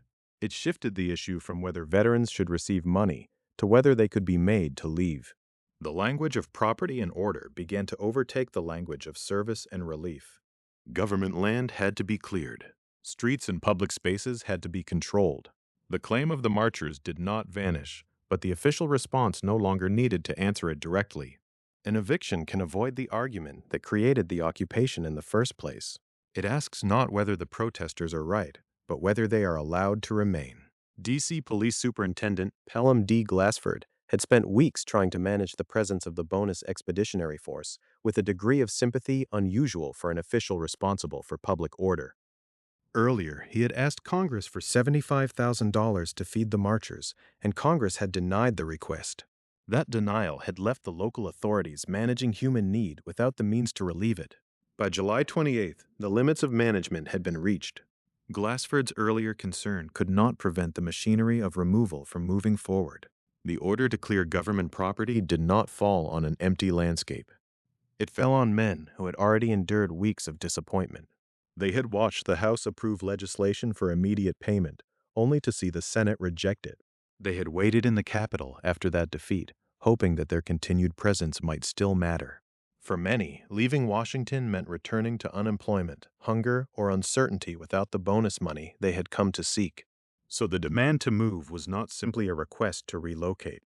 It was a demand to surrender the only leverage they had left. When police moved to carry out the order, clashes followed.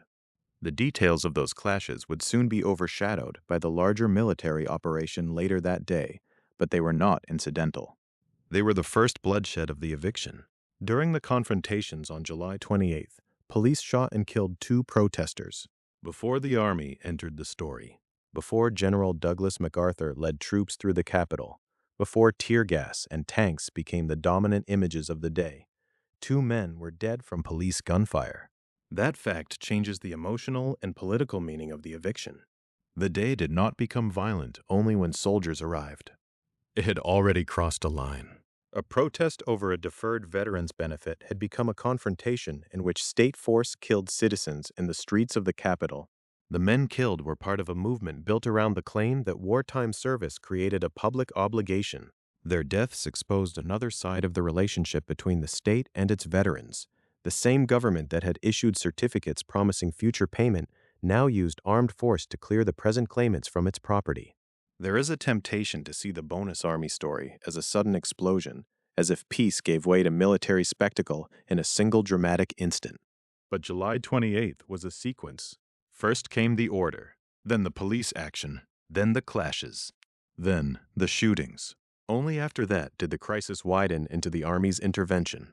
Keeping that sequence clear matters because it shows how political conflict can become state violence by stages. The first stage may look administrative. A property problem, a clearance order, a decision passed through official channels. But when the people being removed have nowhere easy to go, and when the dispute beneath the occupation remains unresolved, administration can become coercion very quickly. The government's position was that public property had to be cleared. The marchers' position was that they had come to the Capitol because ordinary channels had failed them. Between those two positions, there was little room left for compromise. The Senate had already said no to immediate payment. Congress had refused the money that Glassford sought to feed the marchers. The camps remained, but the political avenue had narrowed. By the time Mitchell's order was given, the protesters were no longer being answered as a legislative constituency. They were being handled as a physical presence to be removed. That distinction is central to the meaning of the day. A legislature can reject a bill without touching the bodies of the people affected by it. An eviction cannot. It requires officers to enter space, move people, dismantle arrangements, and enforce a boundary. In Washington, on July 28, 1932, that boundary was not abstract. It ran through streets, public grounds, and encampments where veterans had tried to turn need into visibility. Once police were sent to clear those areas, the government's refusal became physical. The deaths of the 2 protesters deepened the crisis immediately. They gave the confrontation a gravity that could not be explained away as routine crowd control. The Bonus Expeditionary Force had already been controversial, but dead veterans in the Capitol made the controversy sharper. Supporters could point to the shootings as evidence that desperate men had been met not with relief, but with bullets. Critics of the marchers could still emphasize order and property, but the cost of that order was now visible in human terms. This was the moment when the story moved beyond the failure of a bill. The original claim had been financial. Certificates payable years in the future should be redeemed early because the Depression had made waiting impossible. But by the afternoon of July 28th, the conflict had acquired a second meaning. It was now about the power of the federal government and its local authorities to remove a protest that embarrassed, pressured, and challenged them. The Bonus Expeditionary Force had asked the state to honor service with payment. Instead, the state began to answer with removal. The Army had not yet become the central image, but the conditions for its entrance were being made. Police violence had already shown that the eviction would not be gentle. The capital's authorities had already moved from toleration to force. The death of 2 protesters turned a difficult public order problem into an emergency. From there, the next escalation could be justified as restoring control, protecting government property, and ending disorder. But for the men in the camps and for observers who understood why they had come, the meaning was darker. The bonus army had gathered because a promise made in 1924 had been scheduled too far into the future to help them survive the present. They had marched because the Depression had made delay unbearable. They had stayed because the Senate's rejection left them with nothing except their collective presence.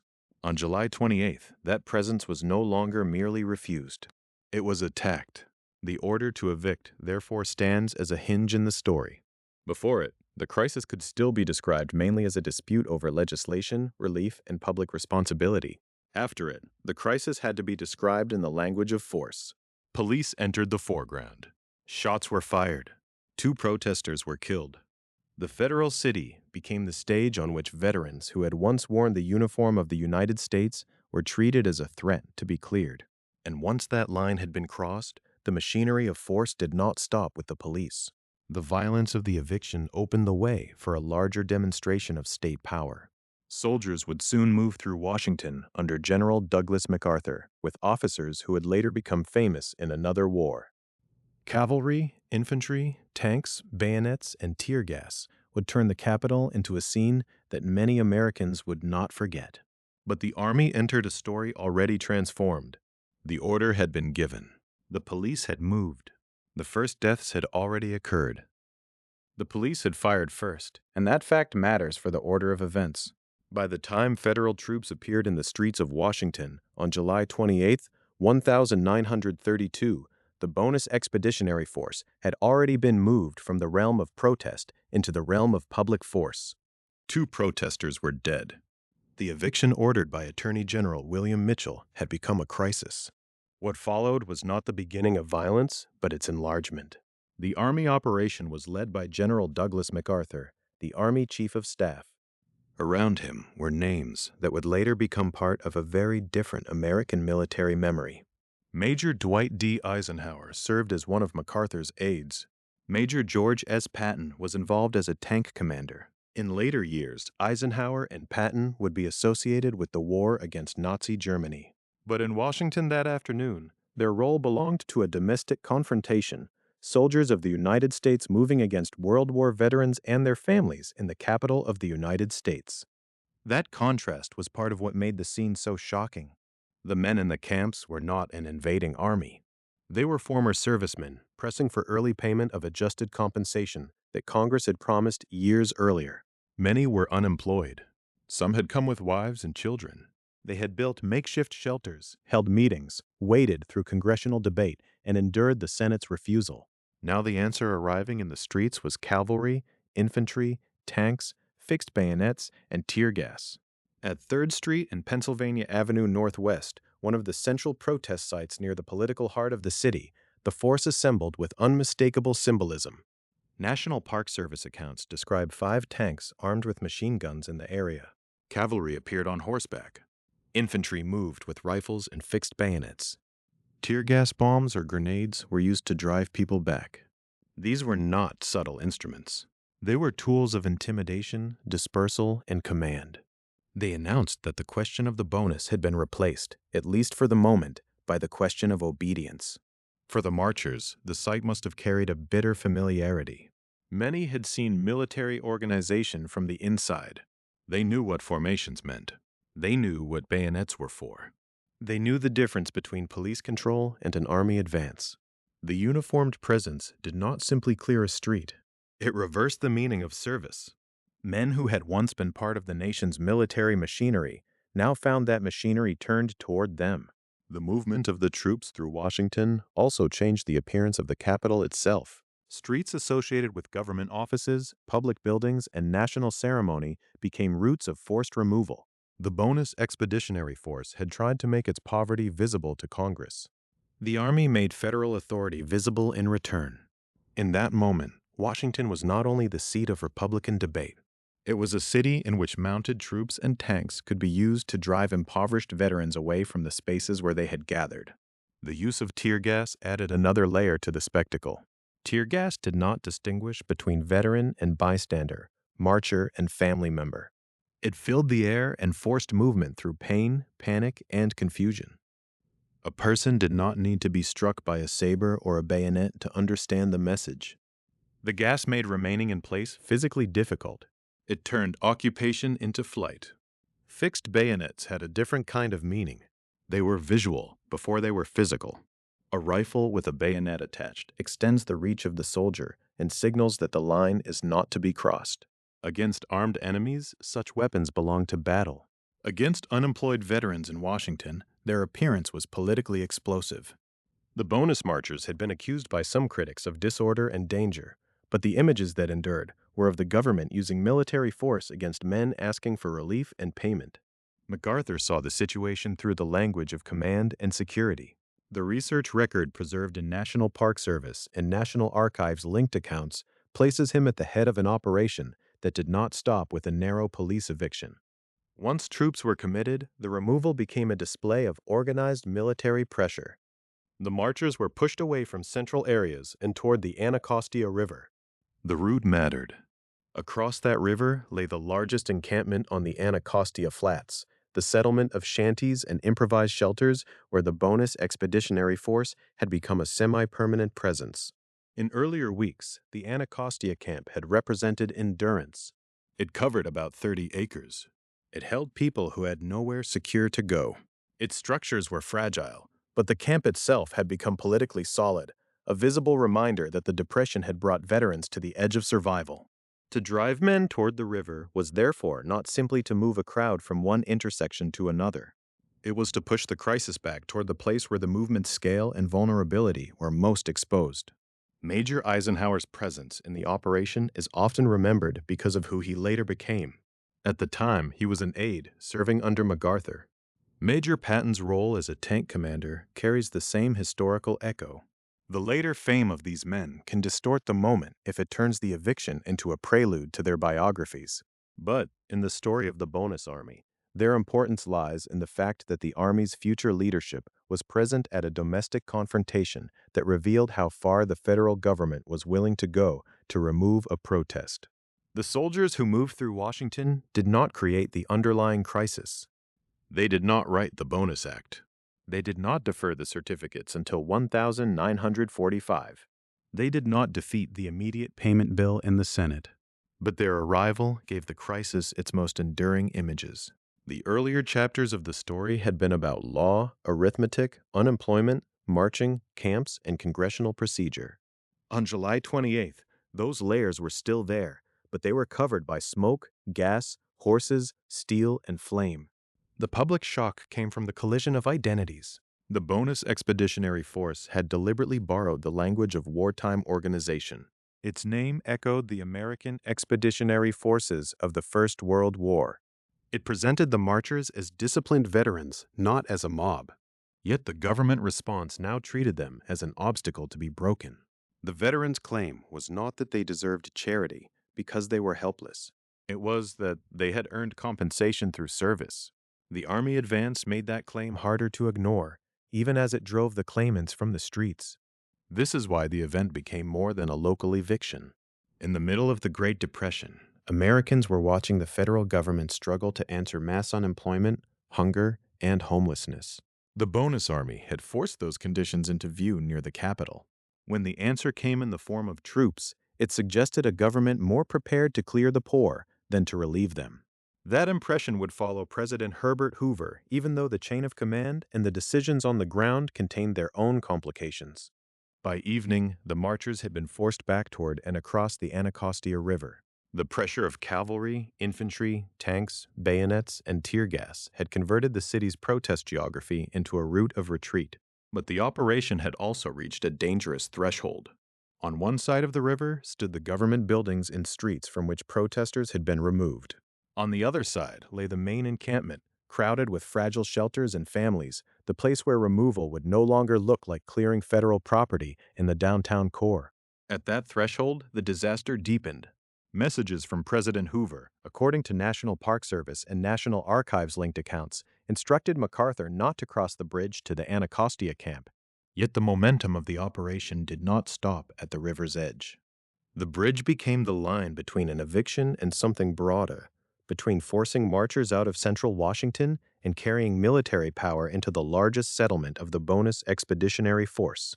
The army had moved in. Now the question was how far it would go. At the river's edge, the operation could still be described in narrow terms. Protesters had been forced from government property in central Washington. The army had pushed them away from the streets near the federal buildings. Men who had gathered around 3rd Street and Pennsylvania Avenue Northwest had been driven back by cavalry, infantry, tanks, fixed bayonets, and tear gas. The movement had been violent, and it had already followed the deaths of 2 protesters in clashes with police. But the Anacostia River marked another boundary. Across it lay the largest settlement of the Bonus Expeditionary Force, the camp on the Anacostia Flats. That distinction mattered. The downtown removals could be framed as the clearing of occupied public space. The Anacostia camp was something larger and more vulnerable. It was not simply a knot of demonstrators in the path of official traffic. It was the main encampment, the place where the movement had taken on the shape of a temporary town. The shelters were makeshift. The people inside them were veterans, and in some cases family members.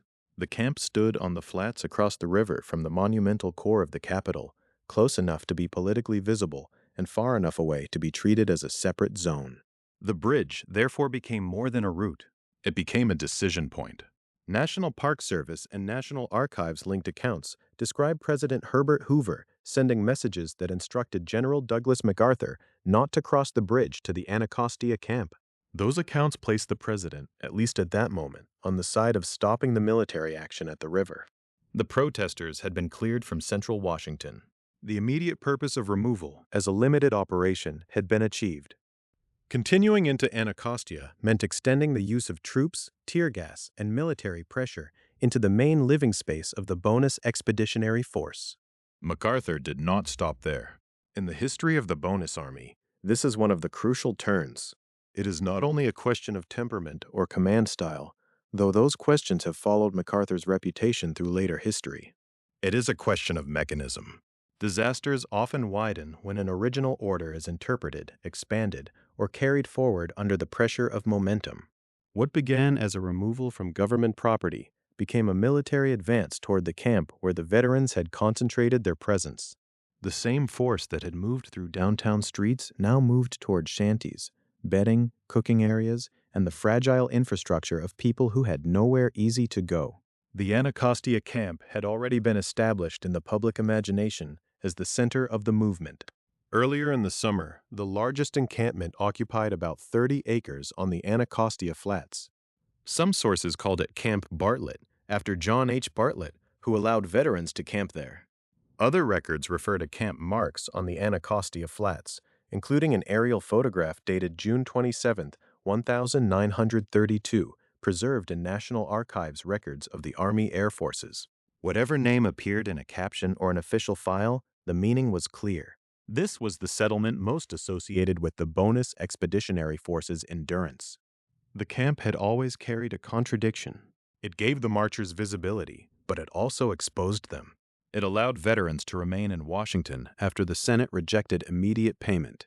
It allowed them to maintain collective pressure after Congress refused to give them the money they had come to demand. Yet its shacks, tents, and improvised materials also made it vulnerable to any authority willing to treat the settlement itself as a problem to be erased. When MacArthur crossed toward Anacostia, the federal response moved from dispersal to destruction. That does not mean every act had already occurred. The burning of the shanties would become its own scene, preserved in photographs and memory. But the crossing was the necessary step before that destruction could happen. Without the move across the bridge, the main camp might have remained as the battered refuge of a defeated protest. With the crossing, it became the next target of the operation. This is why the presidential messages matter. They show that the extension of the action was not inevitable in the simplest sense. The river offered a stopping point, and Hoover's instructions, as described in those National Park Service and National Archives linked accounts, identified it as such. The army could have halted after driving marchers from the central government areas. The administration might still have faced criticism for the use of troops, the tear gas, the tanks, the bayonets, and the deaths that had already preceded the army's arrival. But the main encampment across the Anacostia might not have become the final stage of the same day's violence. Instead, MacArthur continued. For the men and families in the camp, the distinction between legal authority and military momentum would have offered little protection. They had seen the force moving through the city.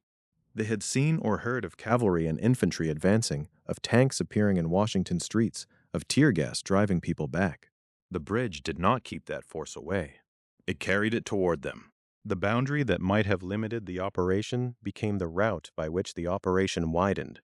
In this chapter of the story, the geography is essential. Washington's political center lay on one side: streets, offices, symbolic buildings, and the authority of the federal government.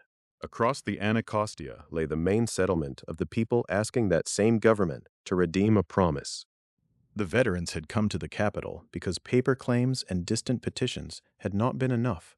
Their certificates were proof of service, but not yet the cash that Depression conditions had made urgent. Their presence was meant to force attention. Now that presence was being answered with organized force. The crossing also changed the public meaning of the day. A crowd dispersed from federal buildings could be described by officials as a matter of restoring order. A camp invaded and destroyed was harder to contain in that language. The Anacostia Flats were not just a site of protest. They were a place of survival. The shelters there represented poverty, improvisation, and the long waiting imposed by the deferred bonus system. To carry troops into that space was to carry the power of the state into the most human and least defended part of the movement. Major Dwight D. Eisenhower, serving as an aide to MacArthur, and Major George S. Patman, involved as a tank commander, belonged to the Army structure that day. Their later fame can make the scene feel almost unreal in retrospect, as if the future had briefly gathered in one troubled corner of Washington. But for the Bonus Expeditionary Force, these were not future icons. They were officers in an operation being carried out against veterans of an earlier war. The irony was quiet but severe. Men who had worn the uniform now found soldiers advancing on their camp. The road across the bridge therefore connected two kinds of memory. One was institutional, the orders, the messages, the chain of command, the later accounts preserved by agencies and archives. The other was visual and emotional, men retreating, gas in the air, shelters under threat, the largest camp of the bonus army no longer beyond the reach of troops. The fact that Hoover's messages reportedly told MacArthur not to cross has endured because it sharpens the sense of a turning point. The disaster was not only that force was used. It was that force did not stop when a stopping point appeared. This was the moment when the eviction became something wider than eviction. It moved from clearing selected sites in the capital to breaking the central encampment of the movement. It moved from the streets to the flats, from confrontation to devastation. The Anacostia camp had been a visible reminder of promises deferred and needs unmet. Once the army entered it, the camp itself would become evidence of another failure, the inability or unwillingness of the federal government to distinguish between a protest to be managed and a community to be destroyed. The bridge had been crossed. The shanties lay ahead, and soon the image that would remain from the day would not be only soldiers in the streets or veterans driven back by gas and bayonets. It would be fire on the Anacostia Flats, with the capital still visible beyond the smoke. The bridge had been crossed, and the shanties lay ahead. On the Anacostia Flats, the largest settlement of the Bonus Expeditionary Force was no longer only a camp. It was the place where the day's violence would become visible in its most lasting form. The Army's movement into Anacostia changed the meaning of the operation. In central Washington, officials could still describe the action as a removal from government property. Police had been ordered to clear certain sites. Soldiers had driven marchers away from the federal core of the city. But on the flats, the Army was entering a settlement that had taken shape over weeks, an improvised town of veterans, families, cooking places, pathways, and shelters made from whatever materials could be found. These were not buildings in any formal sense. They were shacks and shanties, assembled under the pressure of poverty. They stood because men who had once worn uniforms could not afford to go home, or believed that going home would mean surrendering the only leverage they had. Their presence near the Capitol had always been part of the protest. The camp made need visible. It turned the language of certificates, redemption dates, and congressional votes into wood, tar paper, smoke, mud, and human waiting. When the army pushed into the camp, that visibility did not disappear. It intensified.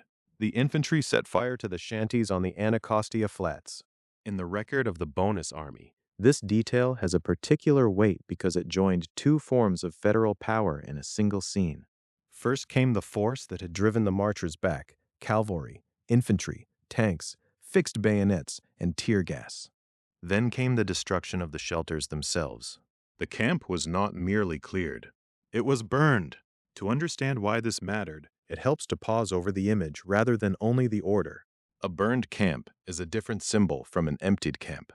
An emptied camp can be described as a problem solved, a site restored, a crowd dispersed. A burned camp says something more final. It says that the place where people had tried to survive was not only vacated, but erased. It says that the structures of poverty, however crude, had been treated as things to be destroyed. The National Archives preserves one of the defining images of that destruction. The photograph, identified as National Archives Identifier 531,102, shows Bonus Army shacks burning on the Anacostia Flats, with the Capitol in the background. That composition is difficult to separate from the political meaning of the day. In the foreground, smoke and fire consume the veterans' shelters. In the distance stands the building where the dispute over their bonus had been argued, passed in one chamber, rejected in another, and left unresolved for the people living in the camps. The Capitol in the background matters. It prevents the fire from being seen as only a local disturbance or an unfortunate police matter. The photograph places the destruction inside the geography of national responsibility. The men had come to Washington because Congress held the power to change the schedule of payment. They had camped within sight of the institutions that had created the promise and deferred it. Now the image showed their shacks burning under the shadow, or at least the view, of the same federal city. The photograph did not need to explain the World War Adjusted Compensation Act. It did not need to describe the formula of $1 for each day of service in the United States and $1.25 for each day overseas. It did not need to explain why certificates payable years later had become a matter of hunger in the Depression. Earlier in the story, those details mattered because they showed why the veterans came. But the burning shacks showed what happened when their presence was answered by force. Images often compress history in ways that documents cannot. A law can show intention. A vote can show institutional decision. A police order can show authority. But a photograph can fix the consequence in public memory. The burning of the Anacostia shanties became one of those moments when the record narrowed into a single visual argument. Veterans who had asked for early payment of a promised benefit were met by soldiers, gas, and fire. There is another image in the archive that helps us understand what was lost. An aerial photograph dated June 27, 1932, documents camp marks on the Anacostia Flats. It is preserved in National Archives records of the Army Air Forces under National Archives Identifier 68,152,729. Taken a month before the eviction, it looks down on the camp from above. From that vantage point, the settlement appears not as a single dramatic blaze, but as an organized presence spread across the flats. The aerial view matters because it shows scale and arrangement. It reminds us that the Anacostia camp was not just a handful of men gathered at random. It was a built environment, however temporary and fragile.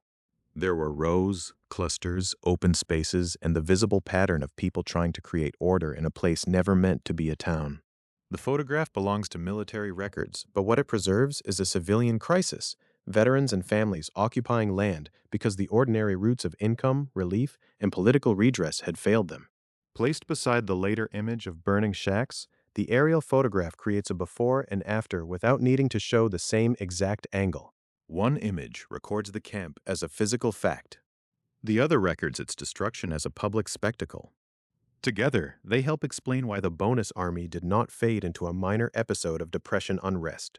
The images gave the story a form that could be carried forward. The camp had already been a symbol before it burned. It stood for the gap between a legal promise and immediate survival. It stood for the veterans' insistence that their service entitled them to more than sympathy. It stood for the limits of local compassion when Congress refused money for food and the federal government refused early payment. But fire changed the symbol. It made the federal response impossible to soften. The shanties had been built by poor men. They were burned after soldiers entered the camp. This is why the burning of Anacostia Flats became so damaging to the public meaning of Herbert Hoover's government. The political issue was no longer only whether immediate payment of the bonus was fiscally wise or whether Congress should alter the terms of the certificates. The issue became what kind of force the federal government was willing to use against impoverished veterans in the Capitol. The visible answer was severe. The photograph with the Capitol in the background carried that answer beyond the flats. It placed the event into newspapers, archives, memory, and later histories.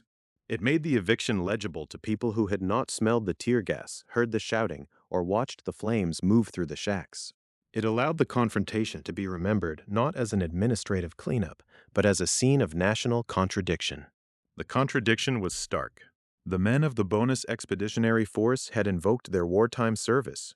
They had organized under a name that echoed military language. They had come to the Capitol to ask that a deferred promise be made usable in a time of emergency. Yet the institution that finally moved decisively was not a relief agency, not a system of national employment, not a congressional mechanism for immediate payment. It was the Army. And in the end, the most enduring image was not a certificate being honored, or a veteran receiving assistance, or Congress resolving the crisis. It was the burning of makeshift homes. The fire on the Anacostia Flats did not settle the bonus question. It did not end the Depression. It did not create relief policy by itself, but it shaped the public atmosphere in which those questions would continue. It made the cost of inaction visible. It showed how a dispute over delayed compensation could become a test of federal responsibility. In crisis, it left behind not only charred ground, but an image of government power directed downward against people already living at the edge. By the time the flames became part of the historical record, the Bonus Army had already been driven from its central camp. But the movement's defeat on the ground did not mean defeat in memory. The burning shacks with the Capitol beyond them became a kind of evidence that outlasted the encampment itself. They helped turn the eviction into an enduring symbol of the final Hoover years and of a country still searching for a different answer to mass poverty. The veterans had come for payment. They left behind photographs. And those photographs helped carry the question forward. If the federal government could mobilize troops, tanks, gas, and fire in the face of desperation, what else might it be expected to mobilize when the crisis could no longer be ignored? The photographs did not pay the bonus. They did not rebuild the shanties on the Anacostia Flats, and they did not erase the tear gas from the streets of Washington. But they changed the way the story could be remembered. Once the images of burning shelters, soldiers, tanks, and the Capitol entered the public record, the Bonus Army became more than a defeated protest. It became a measure of a government under pressure and of a country asking what federal responsibility should look like when ordinary survival had become a national emergency. For Herbert Hoover, the damage was political as well as moral. The eviction came in the last months of his presidency, during a year when unemployment and poverty had already shaken public confidence in the federal government. The administration had argued from the position of law, order, and fiscal restraint. The veterans had argued from the position of service, entitlement, and need. After July 28, 1932, the public image was harder for Hoover to control. It was not only a dispute over whether adjusted service certificates should be redeemed early. It was the spectacle of the state using force against men who had once worn the uniform of that state. That spectacle mattered because it sharpened a question already rising across the country. If the Depression was larger than any city, charity, church, or family could manage, then what was the national government for? The Bonus Army did not answer that question by itself. But it made the question visible in a way that newspaper columns and congressional speeches could not. The camps had placed economic suffering in the Capitol. The eviction had shown how quickly a demand for relief could be treated as a public order threat. And the burning of the Anacostia camp gave Americans an image of federal power moving decisively, but not yet in the direction many of them needed. Still, one point has to remain clear. The bonus was not paid under Hoover. And it was not paid immediately under Franklin D. Roosevelt either. The road from tear gas to the New Deal was not a straight road from protest to instant victory. It was more complicated than that. The veterans had helped change the political atmosphere, but the specific demand that had brought them to Washington remained unresolved after the fires went out. In November 1932, Hoover lost the presidential election and Roosevelt came into office in March 1933. By then, the Bonus Army had already become part of the memory of Hoover's final year. Roosevelt inherited not only the Depression, but also the expectation that the federal government would have to act on a scale not seen before. The Bonus Army episode did not create the New Deal, but it belonged to the same turning point. It showed the political limits of telling desperate people to wait. It showed the danger of meeting economic crisis only with enforcement. And it helped frame relief not as a local inconvenience, but as a national responsibility. Then, in May 1933, a second Bonus Army came to Washington. This return did not carry the same ending as the first. According to the Library of Congress, the second Bonus Army was greeted by First Lady Eleanor Roosevelt. That moment did not mean the veterans received immediate payment. It did not mean the original demand had suddenly been accepted. But it did mark a different federal posture. The symbolism was unmistakable. Less than a year after cavalry, infantry, tanks, fixed bayonets, and tear gas had driven veterans from the Capitol, the First Lady met a new group of marchers as people to be addressed, not simply removed. Eleanor Roosevelt's greeting did not solve the bonus question, but it helped signal a change in tone. The government was still cautious about immediate cash payment. Roosevelt himself would later resist the bonus bill that Congress passed. Yet the new administration was also building mechanisms of relief, work, and public employment. One of those mechanisms was the Civilian Conservation Corps, a New Deal program that put men to work on conservation and public projects. After the second Bonus Army episode, jobs in the Civilian Conservation Corps were authorized for 25,000 veterans, according to the Library of Congress. That number matters because it shows the difference between paying the certificates and addressing the emergency. The administration did not immediately redeem the bonus, but it did offer work to a large group of veterans. In policy terms, this was not the same as the cash demand that had animated the Bonus Expeditionary Force. In human terms, it still meant wages, food, structure, and some form of federal response. The contrast with 1932 was stark. Where the Hoover administration had become identified with eviction and fire, the Roosevelt administration sought to answer crisis through programs, employment, and administrative capacity. But the unresolved promise remained. The adjusted compensation certificates still represented a debt acknowledged by Congress in 1924. The Depression had turned the payment date of 1945 into an almost unbearable delay. Veterans had not forgotten. Congress had not forgotten, and the public memory of the Bonus Army made the issue more difficult to dismiss. The final legislative turn came in January 1936.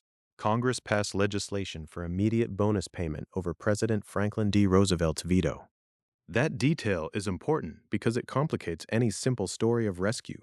Roosevelt's New Deal expanded federal responsibility in dramatic ways, and his administration treated the second Bonus Army differently than Hoover's had treated the first. But on the specific question of immediate bonus payment, Roosevelt resisted. The payment came only after Congress overrode him. In that override, the veterans finally won the central demand that had brought the Bonus Expeditionary Force to Washington. It had taken years of pressure, political change, public memory, and legislative persistence. The shanties had burned in 1932. The new administration had arrived in 1933.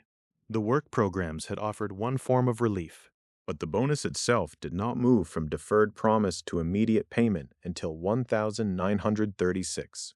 The payment date was set for June 15, 1936. Army Historical Research reports that the government processed applications for about 3,518,000 World War I veterans. The total payout was estimated at about $1.9 billion. The average veteran received about $583. Those figures return the story to where it began, with a promise written into law, calculated by service, delayed by design, and made urgent by economic collapse, what had seemed in 1924 like a deferred benefit became, by 1932, a test of national obligation. The veterans did not ask for charity in the language of the Bonus Expeditionary Force. They asked for adjusted compensation tied to days served at home and overseas. But the Depression gave that claim a new force. A certificate payable in the future could not feed a family in the present. The Bonus Army's legacy is not only the eventual payment, it is also the shift in what Americans expected from Washington. The episode exposed the gap between legal entitlement and practical survival. It showed that a benefit postponed could become a political crisis when the economy collapsed around it. And it left behind one of the sharpest images of the early Depression: veterans and their families pushed from makeshift shelters within sight of the Capitol, while the government struggled to define its duty to citizens in distress. By June 15, 1936, checks and bonds could do what photographs could not. They could put money into veterans' hands, but the photographs had already done their own work. They had carried the memory of Anacostia into the public imagination. They had helped mark the end of one political order and the rise of another, in which federal action in times of mass crisis would no longer seem exceptional, but expected. The veterans came to Washington for the bonus. They forced the country to look at something larger. Between the certificates of 1924 and the payments of 1936 lay a hard passage through hunger, encampment, rejection, violence, and reform. The road to the New Deal did not begin or end on the Anacostia Flats. But the smoke from that camp became part of the road's atmosphere, a reminder that in a democracy, unmet promises do not simply disappear. They wait, they gather, and sometimes they march.